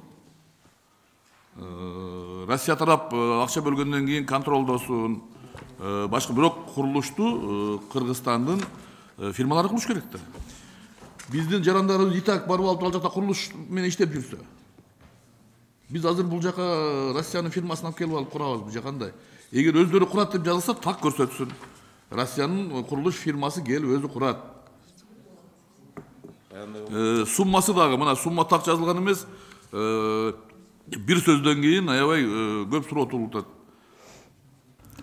Экинчиси, бул жерде дагы бир мына 7-чи статья экен. Так, кыргызчасы жок болгондон орусча окуп берейин мен бул жерде. Назначение руководителей образовательных организаций производится Министерством просвещения Российской Федерации из числа граждан Российской Федерации. Бул мектептер Кыргызстандын мектептери болобу же Россиянын мектептери болобу? Бул биргелешкен мектеп болот да. Анан директорлорун ошо агартуу министрлиги дайындайт, бирок Кыргыз Республикасынын билим берүү жана илим министрлигинин макулдашуусу менен. Эртеге дагы мына Газпромдун мектебинде кылып биз мектепти камсыздап албайт экенбиз, акча бөлө албайт экенбиз, өткөрүп берели Россияга деп жүрбөйлү дагы. Жок, андай болбойт. Андай болбойт деп мына биз Газпромдун мектебин 2 жылдан кийин атайын мыйзам менен өткөрүп берип атабыз.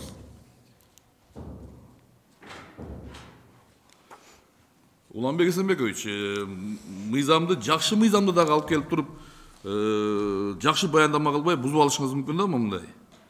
Мына суроолорго так жооп керек. Андан кийин мен могул жерде бир пункт окуп атам. Ар бир мектепте ушул жанагындай бассейндер болуш керек деген пункттар жүрөт. Туурабы? Улукбек Зулпарович, ол ар бир мектеп бассейн менен камсыздалат.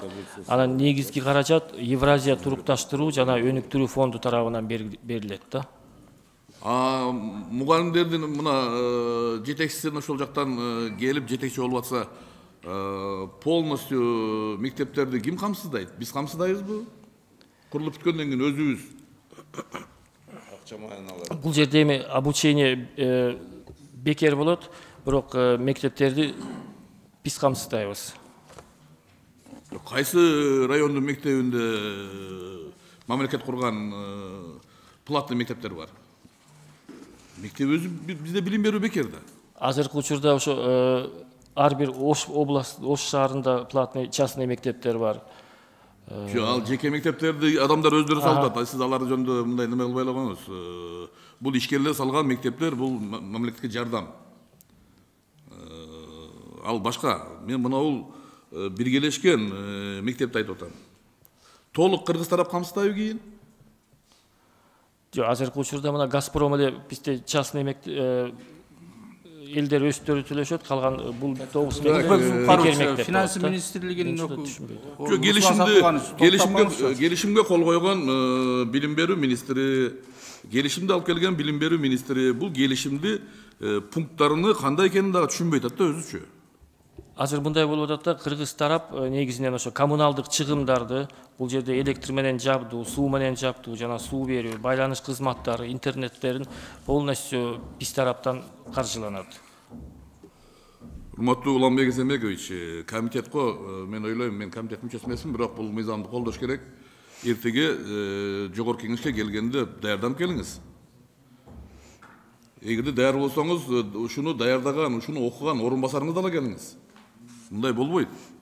Бул мыйзам момундай суроолорго ушундай туура эмес жооп менен өтпөй калышы мүмкүн. Эң керектүү мыйзам. Эң керектүү келишим бул. Акыркы жылдардагы ушул Россия менен Кыргызстан ортосундагы. Мен берген суроолорго так жоопту ала келиңиз. Бул суроолорду мен сессияда берем сизге. Рахмат. Рахмат. Андан кийинки сөз Жылдыз Эсенбековна сизде. Рахмат. Уланбек Кеңешбекович, Нарын областында, Нарын шаарына караш, Нарын областында Кеңеш айылында канча тургун бар? Кечиресиз. Эсенбекович. Кечиресиз, канча эмне бар? Кеңеш айылынын тургунунун саны канча? Кандай Кеңеш айылы ошо Нарын шаарына дагы жакын жайгашат, Кеңеш айылына да, башка айылдарга да. Ошондуктан башка айылдардан дагы келип окуганга мүмкүнчүлүк болсун деп. Ортосу канча чакырым Нарын шаары менен Кеңеш айылынын ортосу? Бул жерге тилекке каршы мен өзүм бара алган жокмун, себеби бул учурда ошо өкүлдөр менен министрдин орун басары барып келип атты. Мен билишимче, Кеңеш айылы менен Нарын шаарынын ортосу бүтө эле алыс. Мен Нарын билем. Анан ошо силер кайсы принциптер менен тандадыңар да? Ошо 3 гектар жер болуш керек эле, суу анан электроэнергия камсыздануу болуш керек деп эле ошон үчүн тандадыңарбы? Сандын, кишинин санын, окуучулардын санын эске алган жоксуңарбы? Эске алынды, бирок бул жерде ошо Нарын шаарында 3 гектарга жакын жер бере алышкан жок. Ошондуктан ушул айылды сунушташты. Бул школа, интернат школа болот, школа-интернат болот? Жок. Кадимкидей эле. Балдар келип кетип туруш керек? Балдар келип кетип турат. Төрдөлүдө турат го жатаканада, жокпу жатакана? Жок, айтып жүрөм. Анда школьный автобус менен камсызданып бересиңерби? Камсыздап. Буюрса камсыздалат. Азыр бул маселелер каралууда. Рахмат. Рахмат, урматтуу депутаттар, эгер каршы болбосоңуздар ушул суроолордун көбү жоопсуз калып атат да. Руслан Сатылган, сиз толуктап мындай айтып койбойсузбу? Жанатан бери сөз сурап аттыңыз эле. Саламатсызбы, урматтуу депутаттар, финансы министринин орун басары Татиков Руслан Сатылганович, Улукбек Зулпукаровичтин маселеси боюнча, суроолору боюнча кыскача. Бул деген жалпы келишим, азыркы биякта суммасы эч нерсе жазылбайт. Эгерде макулдуңарды берсеңер, бул андан министерство, Россиянын министерство просвещениясы Евразийский фонд стабилизации и развития акча берилет. ЕФСР бияка келип туруп бизде тендер өткөзүлөт. Тендерде биздин кыргыз жарандары да, Россия жарандары жана башка жарандары катышууга мүмкүн. Уткан компания ушул мектептерди курат.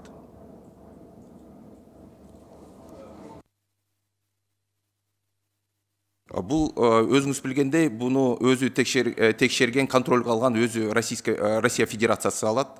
Ошондуктан алар жооп берет. Бул бизге кыргыз тарабына грант катары берилип атат да. Рахмат, андан кийинки сөз Гулхан Сакинова сизде. Рахмат, Айбек Тураталиевич. Улан Эсенбекович, азыр бул 450 миллион деп аныкталып электи же аныкталдыбы? Бир мектеп. Сиз Руслан Сатылганович, сиз айтып атасыз, бул болжол менен, бул Россия тарабында өзүлөрү бияка келишкен, болжол деп санашкан. Болжолду.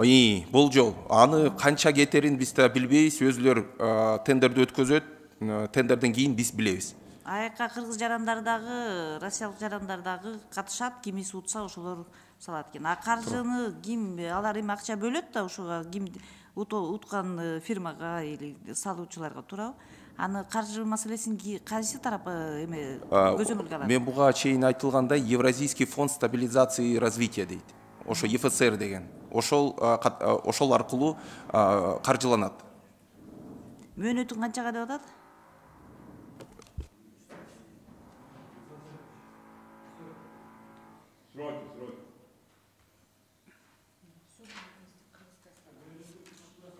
Үч жылда? Жакшы, ар бир мектептерде 1224 орунга чейин деп атпайбы? Бул бир мектепте 1224 орун болобу же? Ошо максималдуу түрдө 1224, а так 1200 саналган да. Ар бир мектепте. Ар бир 9 мектеп болсо 9 мектепте тең 1200-кө эметип алышат, 1200. Болжолдуу түрдө. Могу мисалы үчүн азыр кесиптештер айтып атпайбы? Мисалы үчүн муну азыр 9 мектепти силер бизге долбоор кылып алып келдиңиздер да, Ошко деп атасыздар, Бишкекке деп атасыздар, анан 7 областка деп, Ооба. Эми бул акыркы эмес, талкуу чын эле бул эми жакшы келишим, жакшы макулдашуу болгондуктан муну аябай дагы талаш татыштар көп болот болуш керек. Ошон үчүн эмне үчүн жалал аткы эле центрга болуп атат деген сыяктуу эле Ысык Көл областына эмне үчүн Караколду алдыңыздар, эмне үчүн Таластын өзүнүн центрди Талас шаарын алдыңыздар, же Талас обласы десе мисалы үчүн бир чоң район, ошол жерде Талас обласы боюнча 4 район бар, бир шаар бар.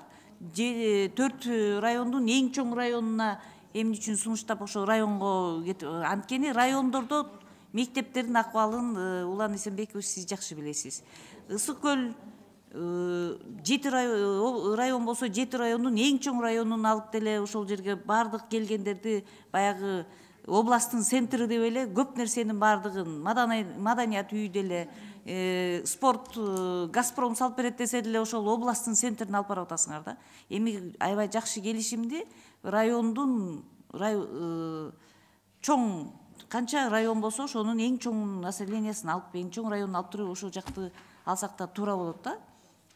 Туура болот экен. Ошол жагын да карап көрсөңүздөр Улан Эсенбекович. Же бул бекитилип, уже чечилип калган нерсени эле бизге алып келдиңиздерби? Гүлкан Сакинова, ошо министрге дагы ошо агартуу министрлигине көптөгөн жерлерди көрсөткөнбүз. Ошол эле Талас областында, Кара Буура районунда, башка райондорунда, андан тышкары мына Ош областынын айрым райондорунда мектептерди көргөзгөнбүз. Муну кимдерге көрсөттүңүздөр? Булар ошо Россия тарабынан ушул мектептер, ушул жерлер жактырылып, Сиздер көрсөттүңүздөр да. Биздер көрсөткөнбүз министрлик тарабынан. Ошондо 20-дан ашык участокты көргөзгөнбүз. Алар ар бирине барып келип, ушул 9 жер тилкелерине токтолгон. Жо эми ал жерде мисалы үчүн Таластын кайсы жерине токтолду деп айттыңыз? Талас шаарына. Талас шаарына. Анын Талас районун көрсөтсөк, анын эмнеси жакпай калды? Экөө жакын ал жерде Талас районундагы больницалардын бардыгы ошол центр менен экөө биргелешип кеткен негизи. Бул жерде эми Чолпон ата эмне жакпай калды? Каракол жакты. Бүттүк нерселердин баары азыр караколго салынып атат. Бул эми саясий маселе да болуп кетти ал жерде. Ошону ачык айтыш керек да. Саясий. Ошон үчүн ошол жерлерге токтолушту. Ошону анда ачык айтыш керек. Саясий баягы маселелер болуп кеткен. Болбосо азыр биз чынын айтып атабыз да, эмне үчүн баягы областтын центрлерине эле бере бербей, райондун центрлерине салынса жакшы болмок булчу. Анан эми бул долбоор макулдашуу Айбек Тураталиевич аябай жакшы. Негизи баягы башталган иш башталып туруп, анан кийин ошол 9 мектеп заманбап 450 миллионду айтып атасыңар, бир мектеп ошонун тегерегинде болот депчи. 450 миллионго биз 100 миллиондон деле бир мектепти салып, ар бир райондун 4 район болсо 4 районго 100 миллиондон бирди салып коет. Бирок эми бул келишимди берип аткандар бизге ошондой баягы максат менен ошондой 450 миллиондун тегереги деп атасыңар. Эми бул болуп калса баягы читте калып калбай, убагы менен бүткөнгө дагы сиздер кабыл алынып калса эле бүтөт деп атасыздар, салым кошосуздар. Анткени сиз Улан Эсенбекович билесиз, мындан 4 жыл мурда дагы жер үй дагы ошондо канча 100 ар бир 100 мектеп берген. 100 мектепти ошондо 100 мектеп бүтпөй калган мектептерге андан көрө бүтпөй калгандарды бүтүрөлү дегенде жок, бул 1 жылдын ичинде бүтүрөт деген мектептер 100 мектепке азыр 100 мектеп кошулуп, азыр 200дөй мектеп бүтпөй турат. Ошон үчүн бул келишим аябай жакшы. 3 жылдын ичинде бүтө турган болсо 450 миллиондук мектеп биздин балдар үчүн аябай жакшы долбоор болуп, жакшы ишке кирип кетсе деген тилек ойлорубузду айтабыз. Ошон үчүн рахмат, бул келишимди колдоп берүүңүздөрдү суранам. Рахмат. Андан кийинки сөз Айда Исатбековна сизде. Рахмат. Улукбек Эсенбекович, албетте бул мыйзам долбоорун алып келип атканыңызды биз эки колдоп колдойбуз. Бирок ошо айта турган нерсебиз көп болуп айтып атышпайбызбы, мынакей сиз айтып атасыздар, бул деген орус тараптар акчасын бөлүп берип атканга жараша биз да алардын ошо айткан сөздөрүнө, алдын берген списогуна макул болуп атабыз деп. Каржынын бөлүнүп атканына. Мен тактап кетсем, мынакей келишимдин 3-пункттун 3-беренесинде жазылып турат да, что орусча жазылып турат, эми прочитай орусча. Электро- и водоснабжение, получается, обеспечивается со стороны Кыргызской республики. Так же, как и участок земли, да, мы выдаем. Ушундан улам суроо да, сиз деген докладыңызда айтып кеттиңиз, бардык каражаттын бардыгын ошо орус тарап алып атат депчи, ошо 450 миллионго кирет деп. Если электричество и водоснабжение это получается от нас, мы предоставляем, то какая сумма из бюджета будет выделена? Это, наверное, вопрос к вам, да, Руслан Мурза?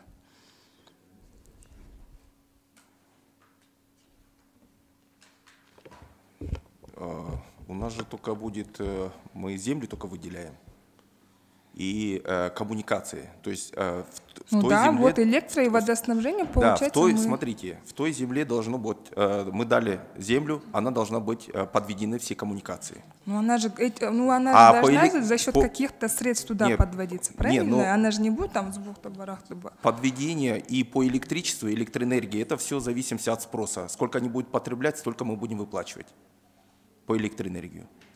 Получается, это по факту, что ли? Ну да. Угу, ясно. Другой вопрос. Она же ратификацию еще же не прошла же? Нет еще. Анда Улукбек Мурза сизден тактоо эретини сурасам болобу? Морекил 9. Уланбек Мурза кечирим сурайм. Морекил айтылып аткан 9 мектептин биз өзгөртө албайбыз, туурабы? Или өзгөртсөк болобу, ратификация өтө элек болсо?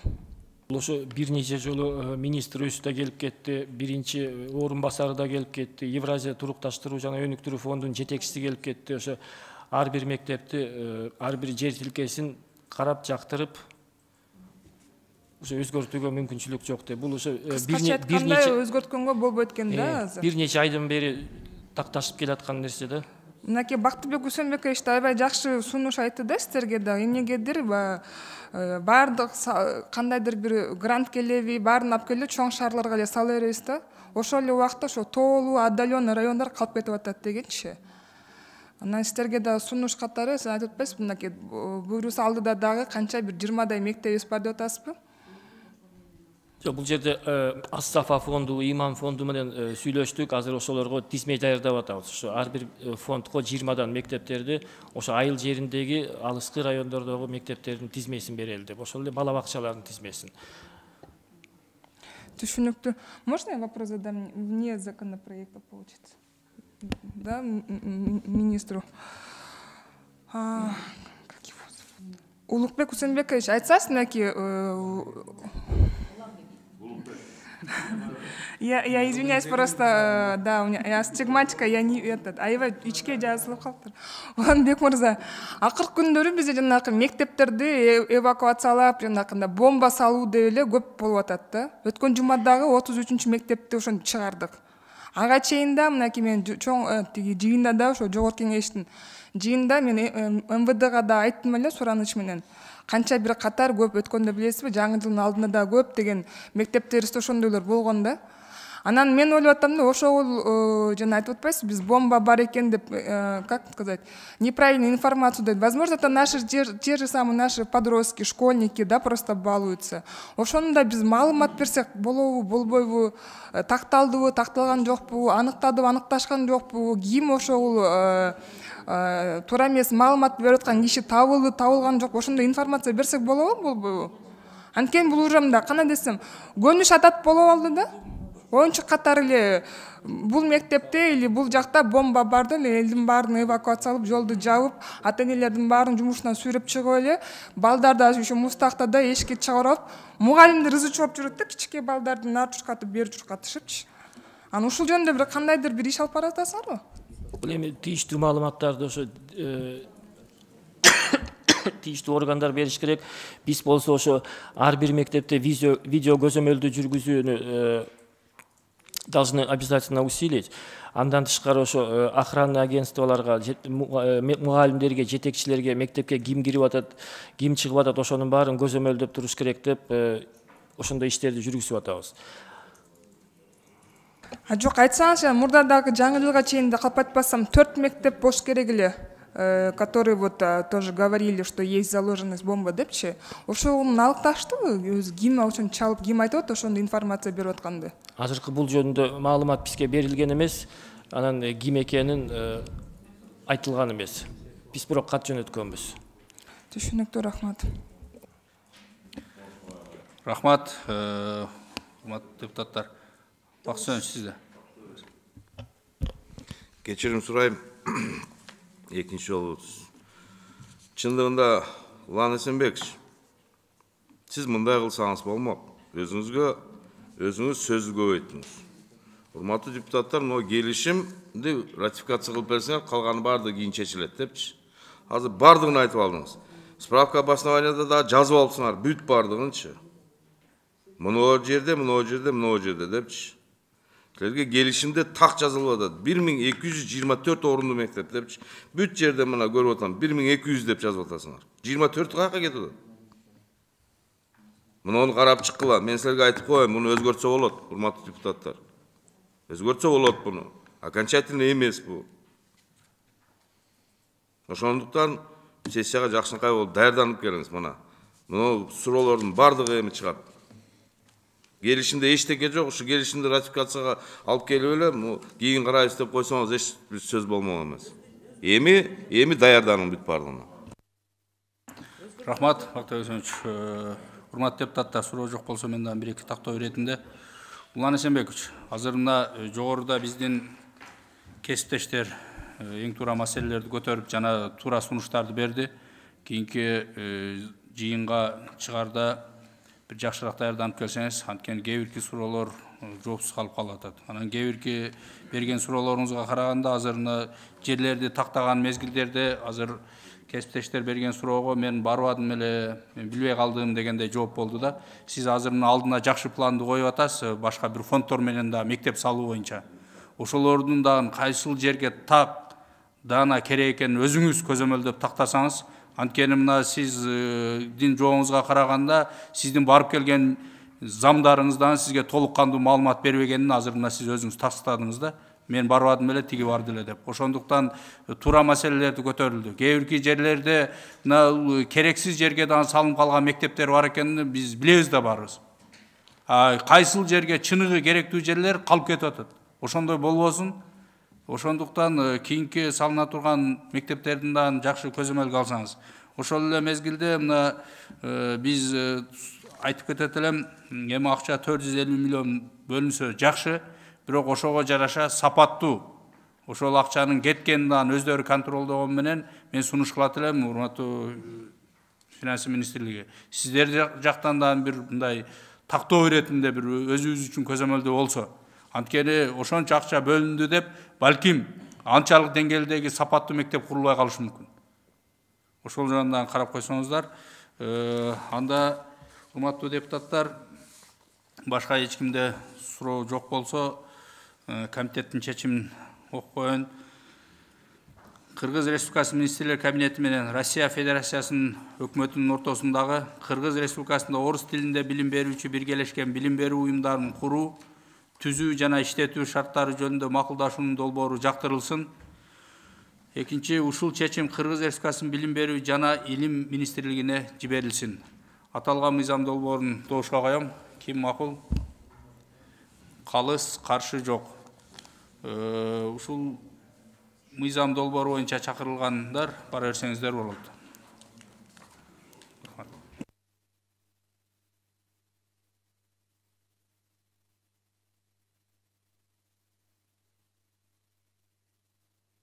Анда кийинки маселе боюнча 7-чи маселе күн тартибинен алынды. 8-чи маселенин боюнча Кыргыз Республикасында үйлөнүү, той, үй-бүлөлүк салтанаттарды, маркумду акыркы сапарга узатуу жана маркумдун элесине арналган иш-чараларды өткөрүүнү тартипке келтирүү жөнүндө Кыргыз Республикасынын бузуулар жөнүндө кодексине өзгөртүүлөрдү киргизүү тууралуу, Кыргыз Республикасынын мыйзамдарынын долбоорлору боюнча парламенттик угуулардын сунуштамаларын бекитүү жөнүндө. Демилгечи Кыргыз Республикасынын жогорку кеңешинин социалдык саясат боюнча комитети, баяндамачы Кыргыз Республикасынын жогорку кеңешинин социалдык саясат боюнча комитет төрагасынын орун басары Маткенов. Урматтуу депутаттар, аталган мыйзам долбоорунун демилгечиси Кыргыз Республикасынын жогорку кеңешинин депутаты Улукбек Зулпукар Чормонов аталган мыйзам долбоорлору Кыргыз Республикасынын жогорку кеңеши тарабынан 2021 жылдын 22 июлунда биринчи окууда кабыл алынган. Бул мыйзам долбоорлору жарандардын арасында ашыкча ысырапкорчулук, шан шөкөттүүлүк фактыларын жоюу, ошондой эле финансылык ресурстарды сарамжалдуу пайдаланууга багытталган элдик демилгелерди колдоо максатында иштелип чыккан.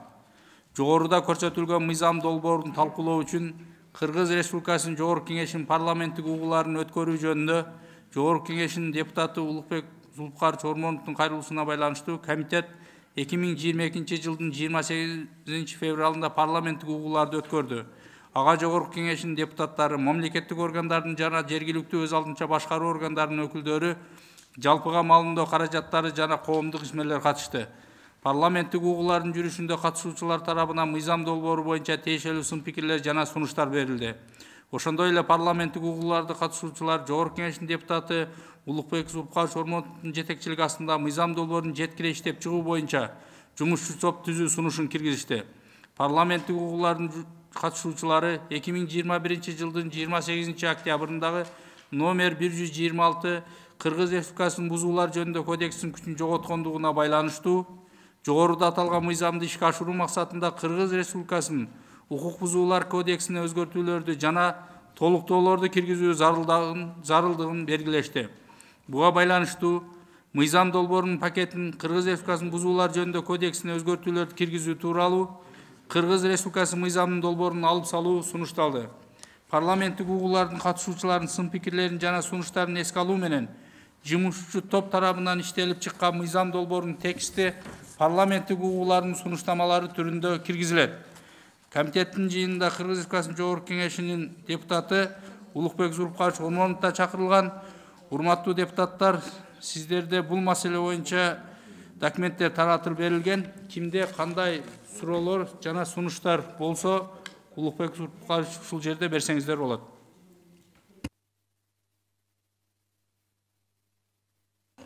Элмизар Акыч, сөз сизде. Урматтуу Улукбек Зулпукарович, керектиги эмнеден жаралып калды ушул мыйзамды?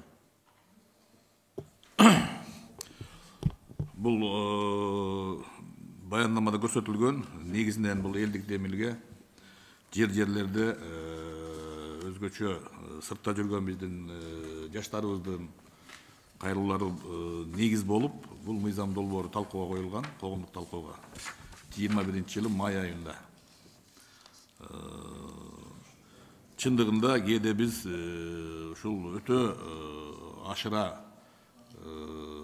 жарышуу, ашыра ушул мындай бир ысырапкерчиликти болуп аткандыгы белгилүү. Ошондуктан ошонун баардыгын жолго салуу максатында. Элдик демилген дегендер бир жерде такталганбы, бардыгы? Бар, менде айтып атпайм, конкрет түрдө ушул аксакалдар кеңеши бар, сырттан Москвада иштеген жаштардын кайрылуулары бар. Мен мына 4 чакырылыш депутат болсом, ушул мыйзам долбоорундай коомдук талкууну мен көрө элек болчумун. 5000ден ашуун сунуш келип түшкөн. Аябай кызуу талкуу болгон. Албетте, анын ичинде такыр кабыл албагандар да болгон. Бул туура эмес. Бизди чектеп кереги жок. Өзүм билем, мен атам каза болуп атса мен каалаганымды соём дегендер бар. Бирок ушул коомдук талкуудан кийин, Жогорку Кеңеште биринчи окууда кабыл алынгандан кийин парламенттик угууда дагы бир канча сунуштар болуп, өзүңүздөр жакшы билгендей, былтыркы жылы президенттин жарлыгы дагы чыкты. Ушул иш-чараларды жөнгө салуу боюнча. Азыр биз ошол толук иштеп чыгып, көптөгөн сын пикир неден болгон, алыскы жерлерде кандай болот деген сын пикир болгондон кийин биз азыр киргизип атабыз ушул жергиликтүү өзүн өзү башкаруу уюмдарынын, органдарынын уставтары бар. Бул элдик жыйындар ошого сунуш берип, ар жерде өзүнүн шартына жараша элдик жыйындардын, элдин сунушу менен эске алынат. Могул жерде сандар турат да, урматтуу Улукбек Зулпукарович. Үйлөн үлпөтү 300 адамга чейин, калган той топурлар 200 адамга чейин. Ушул сан каяктан чыгып калганда элдик демилге? Элдик демилгеде сунуштарда 100ге чейин болсун дегенге чейин болгон сунуштар. Бирок жалпысынан биз ушул талдап чыкканда жерлерде ушул мындай айылдын эли тойлорун ушул 300 кишиден ашуун көпчүлүк учурда катышпагандыгы белгилүү. Бул жанагы калган дегени бул үйлөнүү үлпөт тою. Үй бүлөлүк мааракелер бул жана юбилей, бизде аябай тойлор көп го. Бешик той кылабыз, башка той кылабыз, бул кички салтанаттарга ошол 200дөн ашпасын деген сунуш берилди. Рахмат. Андан дагы бир суроо, колонна дейт, 3 машина. Бул дагы өзүңөр билгендей өзгөчө бизде түштүктө атайын 20дан ашуун окшош машиналарды коюп алышып, алардын расходу эле бир үйлүк да өзүчө. 3 автобус болуп калсачы? 3 автобус болуп калса. Эми автобус деген 3 автобус болот. Жок, транспортный единицага как легковые, так и большая габаритные киреби? Бул жерде аны караган эмеспиз, чындыгында. Эске алынган эмес. Бишкектен башка жерде 300 адамдан ашык бата турган ресторан, кафелер бар экен, да? Бар. Мен өз негизинен каршымын мындай чектөөлөргөчү. Bunu çektesen daha çekte elbasan da kıla almayısın. Hem жақсы эле мыйдамга окшоп атат. Биздин кесиптеш сунуш кылып атат. Ол жерде дагы сааттары коюлуп калыптыр да, 18-ден 22-ге чейин. Бул сааттагы ошол сааттагы коомдук талкууда, анан кийин парламенттик коомдо сунуш кылынган. Кээде жумушчу күндөрү тойлор түнкү 12-1ге чейин болуп атат. Могу жадалоо кандай болуп калат? Жоопкерчилик кимге жатат эми? Бул айыл өкмөттөргө жүктөп коебузбу? Эгерде ресторан, кафе болсо сиз угуп туруңуз. Ресторан, кафе болсо ресторан, кафенин администрациясына жүктөлөбү? Же болушу той берип аткан адамга жүктөлөбү? Что-то мындай кызыгып кетпегендей болуп атабызбы? Ушунун ичине кирип кетпедик.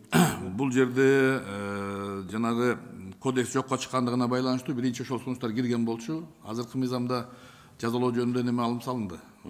Жоопкерчилик жок. Ооба, мындай жоруктарга киргизип атпайбызбы? Аны киргизиш керек, азыр кирелек бака. Анан акыркы суроом Улукбек Барыш. Ол жерде жакшылыкай жазылып турат да, мен түшүнүгүм боюнча баягы өлүм житимде баягы мал союуну жергиликтүү бийлик тактайт, аныктайт. Аларга ким берет андай? Элдик жыйын атайын жергиликтүү бийликтин уставтары бар.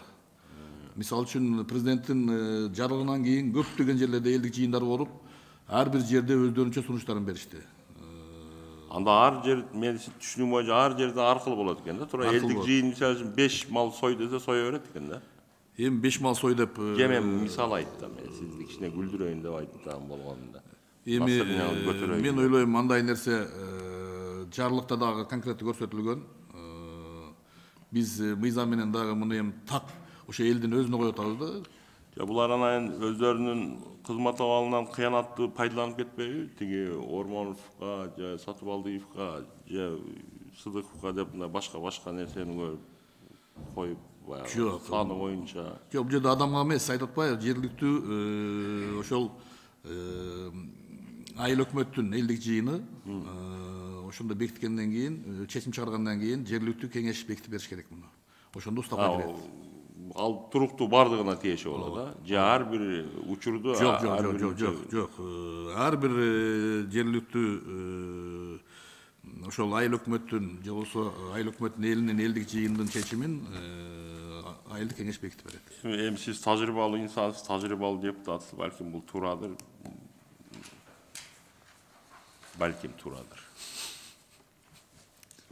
Подслово балким. Рахмат жок. Рахмат. Андан кийинки сөз суроо үчүн Бактыбек сөз сизде. Рахмат, Айбек Тураталиевич.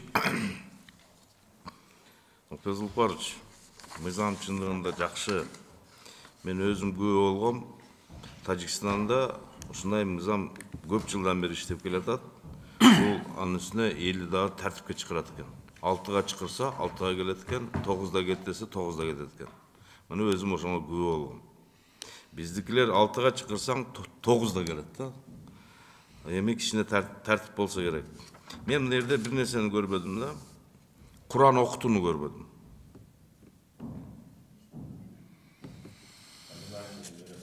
Жо поминальный обряд жаназа деп атат да. Турабы? Кийин Куран окутат го. Ошондо мындай чектөө жокпу? Не дегенде, аерде чектөө койсок туура эмес болуп калабы. Ошоңо киргизбедиңерби дейм да. Кандай ушуну жооп берип коечу. Биринчи мыйзам долбоору биринчи вариантында чектөө бар болчу. Жаназага чектөө жок, Куран окутууга чектөө коюлган болчу. Бирок кийин ушундай сын пикир катып айтылгандан кийин бул чектөө алынып салынды, чектөөлөр тойго гана калды. Экинчиси көпчүлүк ушул маселени талкуу учурунда эмне тойго дагы эчтеке сойбой коебузбу дегенде айтты, тойго мисалы үчүн адам даярданат. Даярданып той кылам деп, ошондуктан тойго дагы мындай чектөө жок. Мал сойгонго башкага. Ал ошол чакырган адам санына жараша кандай бодо мал соёбу, жылкы соёбу өзү билет ал жагын. Жок, ошондо Куран окутууга чектөө жок да? Чектөө жок. Санына дагы чектөө жок, малына дагы чектөө жок, туурабы? Же кандай? Эми муну жанагы айтып атпаймынбы? Биз ошол жергиликтүү бийликке берип атабыз да, жергиликтүү бийлик өзү элдик жыйындын чечими менен чечиш керек мында. Атайын 7-чи пункттагы көп нерсе алынып туруп, ушул органы местного самоуправления ошол элдик жыйындын жергиликтүү кеңештин депутаттарынын чечимдери менен уставына өзгөртүү киргизсин деп сунуш берип атабыз. Президент Кулач, анын баарын түшүнүп турам. Бизде жергиликтүү бийликтин бир жаман өнөкөтү бар да, шапкасын алып кел десе башын алып келет да. Ошондуктан мыйзамга да киргизип койсок жакшы болмокпу дейм да, мына Куран окутуу жөнүндө чектөө жокпу же чектөө барбы депчи. Эмне дегенде мен баягы жарлык чыккандан кийин Ноокен районунун акимчилигинин токтому чыккан да. Жарлыкта жок нерселер, баягы тыюу салынган нерселер, жок тыюу салынбаган нерселерге чейин тыюу салым салган да. Мен ошондуктан коркуп атам да, могу жергиликтүү бийликке бергенибизди өзүңүз билесиз. Жергиликтүү бийлик дагы өтө мындай да. Азыр элди ким башкарат? Молдолорубуз. Ошо молдолор көп нерсеге каршы да. Анча-мынча салттарыбыз деле бар да. Ошондуктан могу жергиликтүү бийликке бербейли ушу мыйзамда жазып койсок, мына саатына чейин чектөө киргизип атпайбызбы? Ошону жазып койсок жакшы боло болот дейм да. Кандай дейсиз? Бактык Сөөнүч, айтпайм, мыйзамдын долбоору жазылганда биз ошол так жазган болчубуз. Кийин ушул коомдук талкуудан кийин, парламенттик угуудан кийин жана түзүлгөн атайын комиссия менен өзгөргөн мыйзам бул сунуштар. Биринчи варианты менен кийинкилерин салыштырып туруп, сиз берген сунушту кошуп койсок болот. Мен ага каршы эмесмин. Баягы өзүңүз билесиз, бул салт да. Ошо тойго деле себет көтөрүп барышат, өлүмгө деле себет көтөрүп барышат. Ошонун баардыгын жокко чыгарып, мына Кара Суу районунда билесиз го, баягы чектөөлөр киргенде. Ошондо баардыгын туруп алып эле сен алып барбайсың, киргизбейсиң деп, эл туруп алып баягы өздөрүнчө бир комитет түзүп алышыпчы. Ошолар болбосун деген эле баягы тилекте. Эмне дегенде жергиликтүү баягы бийлик элдин баягы анча-мынча молдолордун поводусуна кетип калат да. Ошондуктан мыйзамга киргизип койсок жакшы болот эле ушунун баарынчы. Так ясно жазылганчы, эч кандай уставы жок эле. Ушу мына мыйзам ушунга баш ийгиле бүттү депчи. Ошол эле калат элек, башка суроом жок. Рахмат, Бактык Сөөнүч, негизи жерлерде көпчүлүк өзгөчө түштүктө жарлыкка чейин эле элдер өздөрү чечим кабыл алган айылдар бар, өрөөндөр бар, ушундай биз өзүбүздүн ошол себеттерди жокко чыгаруу, башка аракетин эл өзү көрүп келатат мунучу. Толук кээде ошол 3-4 жыл иштеп андан кийин кайра бузулуп кетип атат. Себеби бир кыйын чыгып, мен иштекеге баш ийбейм деп кетип атат. Ошондой баш ийбөө болбош үчүн бир мыйзам чыгарып атабыз да, что мыйзам менен болсун деп бардыгынчы. Бул иретинде жазып койсок жакшы болот да. Мейли, эске алып сунушту бериңиз. Мен каршы эмесмин. Рахмат. Дагы кимде кандай суроо сунуштар жокпу? Улукбек Зулпукарович, азыр мына сиз өзүңүз Бактык Сөөнүчкө жооп берип атып айттыңыз да, кээ бир жерлерде кайра эле ал тартиптер бузулуп кетип атат деп. Сиз айтып атасыз, жергиликтүү бийлик органдарынын өздөрүнүн чечими менен алар ишке ашырат депчи. Биз эми туура эле сунушта мен дагы айтат элем Бактык Сөөнүч. Анткени биз мыйзам менен четко кылып коюшубуз керек. Биз азыр мыйзамды өзүбүз демилгелеп туруп, кайра иштөө тартибини жергиликтүү бийликке оодарып коюп атабыз да. Анткени мынакей сиз айттыңыз, ар бир айылдар өздөрүнүн кеңешинде, жыйынында кабыл алган деп. Ошонун айынан көпчүлүк пикир келиштиктер ошондон чыгып атат. Анткени кээ бир айылдагылар биз узак жактан келет, биз мондай сойсок болот экен деп атат. Ал жерге барган биздин урматтуу аксакалдарыбыз, аталарыбыз, мен тияка барып мындай жилик жеп келдим. Эртең мен өткөндөн кийин дагы сен ушуну союшуң керек деген талапты коюп атат. Bizde mıyzam Kırgız Respublikasının kaysı aymağında, kaysı çölböğünde olmasın birdeyi işteş gerek. Bardık jerde, bardık el kimdigine karabay, kaysıl jerdigine karabastan bir mıyzamdın tüyünde biz iş alıp barışыбыз керек. Ошол мыйзам бирдей иштей тургандай кылып жазышыбыз керек Зулпукарович, анткени азыр мына туура биздин былтыры чогуу ушул жерде коомдук талкууда, ушул жерде биздин аксакалдар менен кошо талкуулаганбыз. Ал жерде бир-эки маселелерди киргизишкен. Бирок ошол эле мезгилде эми биз баарыбыз эле уга берсең, баарыныкы туура. Бирок биз ошол мыйзам чыгаруу органынын өкүлү катары ошонун ичинен бир өзүн тандап алып чыгып туруп киргизишибиз керек да. Кандай дейсиздер? Ошондуктан бул мыйзам биз чыктыбы, баарына бирдей иштеш керек. Ал жергиликтүү өздөрүнүн, ал ошол жыйында кабыл алган жергиликтүү бийлик өкүлдөрү да биздин мыйзамга карап өздөрү бир жыйынтыкты кабыл алыш керек. Вот мыйзамда монтип жазылып турат. Биз мыйзамды аткарыш үчүн биз муну союшубуз керек же сойбошубуз керек деген бир так далил болуш керек. Анткени сиз айтканда ушул боюнча жергиликтүү жерге калтырып койсок, эртең мунун артынан дагы бирөөнү жумуштан алыш үчүн же башка кылыш үчүн иштеп кетет. Вот жакпай калганын, вот мынакей сен туура эмес жыйынтык чыгаргансыңар деп туруп алып коет. Алынбады ошентип. Ошондуктан бул жерге четко жазсак, раз мыйзам жазып аткандан кийин мындай болот и аткарылат деп. Мен сунушум ошол. Урматтуу коллегалар, мен принципине мен каршы эмесмин. Бирок мынау кээде мына эл өзү орноткон тартиптагы биз мыйзам менен бузуп албайлы деген ой бул жердечи. Мына мисал үчүн жарлык чыккандан кийин мына Боз Тере айыл өкмөтүндө чоң элдик жыйында Боз Тере айыл өкмөтү чечим чыгарды, алар эл чечим чыгарды. Ушул бир жылкыга же бодомалга уруксат берилсин деген. Бизде өзгөндө мисал үчүн атайын жыйын болуп, эки койдон ашык союлбасын ошол деп эл өзү чечкен жерлер бар. Биз ошого элдин өзүнө коелу деген сунуш ошондон чыккан. Себеби биз Кыргызстан боюнча бирдей кылалы десек, мындай туура келбей калып атат.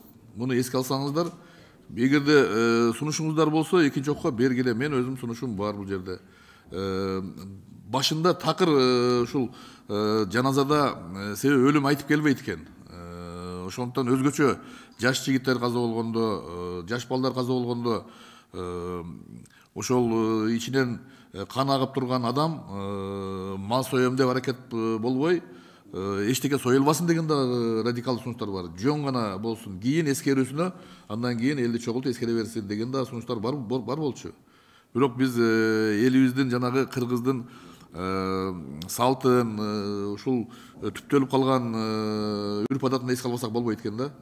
Мисал үчүн нарым менен ошту салыштырып болбойт. Биз эми тоолук жер өзүнчө, шаарга жакын жерлер өзүнчө ушул нерселер бар экен да. Мен бир жылдын ичинде көптөгөн кайрылууларды окудум, көптөгөн мени сөккөндөрдү окудум. Сен кыргыздын бардык нерсесин жок кылып дегенге чейинчи. Ошондуктан бул жерде эми сунушту бергели, экинчи окууда так бардыгыбыз карайлы. Азыр бул жерде жанагы парламенттик угуунун жыйынтыгын гана чыгарып атпайбызбы? Чечим жок пока. Чогуу ушуну так иштеп чыгалы. Мен макулмун.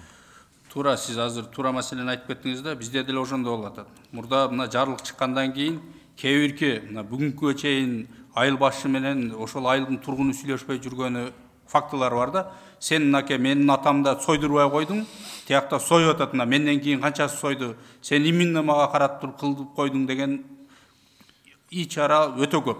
Азыр сиз айткандай мынакей эки кошу айылдын эле бирөөсүндө мына жылкы сойгонго уруксат, бирөөсүндө уруксат эмес. Бул кандай болуп калат? Мындай карасаңыздар, бул кайра биз мындай элди бөлүп жарууга алып келип атабыз. Анткени мынакей биз эки коңшу айыл бири-бирине сөзсүз мына өлүмгө, тойго барбасаңдан өлүмгө бар дейт. Барат. Ал жерди көрүп келгенден кийин кайра айтылып атат мынакей. Мына ушундай фактылар болду. Вот барып туруп тияка барганда алар эчтеке сойбойт, ачка каласың деген сөздөр айтылып жүрөт. Аларды биз деле угуп атабыз да. Мынтип биз элди бөлө турган мыйзамга алып келбешибиз керек бул. Бул чыныгы элди бөлүп жаруу болгого алып чыгат. Эртең сиз айткандай бул жерде жылкы союлсун, бул жерде только кой союлсун дей турган болсо, бир эле элди биз эки бачага киргизип коебуз. Эртең эл чыгат. Вот мынакей мыйзамда жазылып турат. Биз калаганыбызды сойсок болот экен, элдик жыйында кабыл алышыбыз керек деп, ошол жергиликтүү бийликтин кайра башын ортабыз. Ал жергиликтүү бийлик указга баш ийеби же мыйзамга эртең кыйын болот да. мынакей буякта кылайын десе президенттин указы бар, албаш керек. Азыр эгер сиз айткандай ошондой мал союуну кабыл алган жергиликтүү бийлик органдары, значит, президенттин указына каршы иштеп атат. Бүгүн бар да бизде указ, тура? Ага каршы иштеп атат экен, значит, өздөрүнчө ошентип указ иштебей атат экен, мына сиздин айтымыңыз боюнча. Бул кандай? Биз ушинтип өзүбүз кайра элди бүдөмүк ойго тыгып атабыз да. Ошондуктан бир мындай караш керек. Туура сын пикирлерди уктук сиз менен бизде анча. Мындай да, президенттин указынан деле такыр эчтеке союба деген жер жок. Ошол өлүм чыккан жерде союлбасын, мындай азайталы ысырапкерчиликти деген сунуш болгон. Ошол негизинде биз, мен коркконум неде, ошол калыптанып калган, ошол эл өзү указга чейин, мына биздин мыйзамга чейин эл өзү чечим кабыл алып, ушул ашча чыгымды азайтабыз деп кабыл алган чечимдерин мыйзам менен биз жалпыга бирдей болсун, бирден мал союла берсин деп туруп жазып туруп кайра бузуп албайлы деген коркунуч бар. Мен ошого атайын, бул жанагы жергиликтүү бийликке берели, элге берели деген сөз кайдан чыккан? Ушул көптөгөн талкуу ар кандай, эми бир айылга эмес кепчи, себеби бизде айыл өкмөт деген бар да. Айыл өкмөттүн элдик жыйыны ошол 5-6 айылдын, ошол кошун айылдардын чечими бул. Бирге эмчи, ооба. Жок, мен чему муну ар бир айыл өзүнчө чечим чыгарбайт. Бул жерде ар бир айыл өкмөт элдик жыйынын чечими менен жергиликтүү кеңештин депутаттары бекитсин. Алардагы өзүнчө жоопкерчилик бар алардагычы. Жергиликтүү депутаттар аларды эл шайлаган ошол жердин эли. Алардагы өзүнчө ушул чечимдерини мыйзамга ылайыктап кабыл алсын деген сунуш менен берилген пункт өзгөрүү кирген. Айтып атпаймынбы, биринчи долбоордо өтө катуу сунуштар болгон. Мен өзүм жанагы коом талкууга чыкканда айтып атпаймынбы, көп каршы пикирлер болгон, көп колдоолор болгон. Муну колдогондор да көп. Чындыгында токтотолу дегенчи. Туура, Улкыбек, ошол айыл өкмөт деле ошол бир айыл өкмөт менен коңшу болот да, айыл болот да. Туура? Мен ошону айтып атам. Бир айылдын ичинде, айыл өкмөттүн ичинде эмес. Ошол айыл өкмөттүн сөзсүз дагы бир айыл өкмөт коңшусу болот. Экөөнүн ортосунда карым катнашты айтып атам да.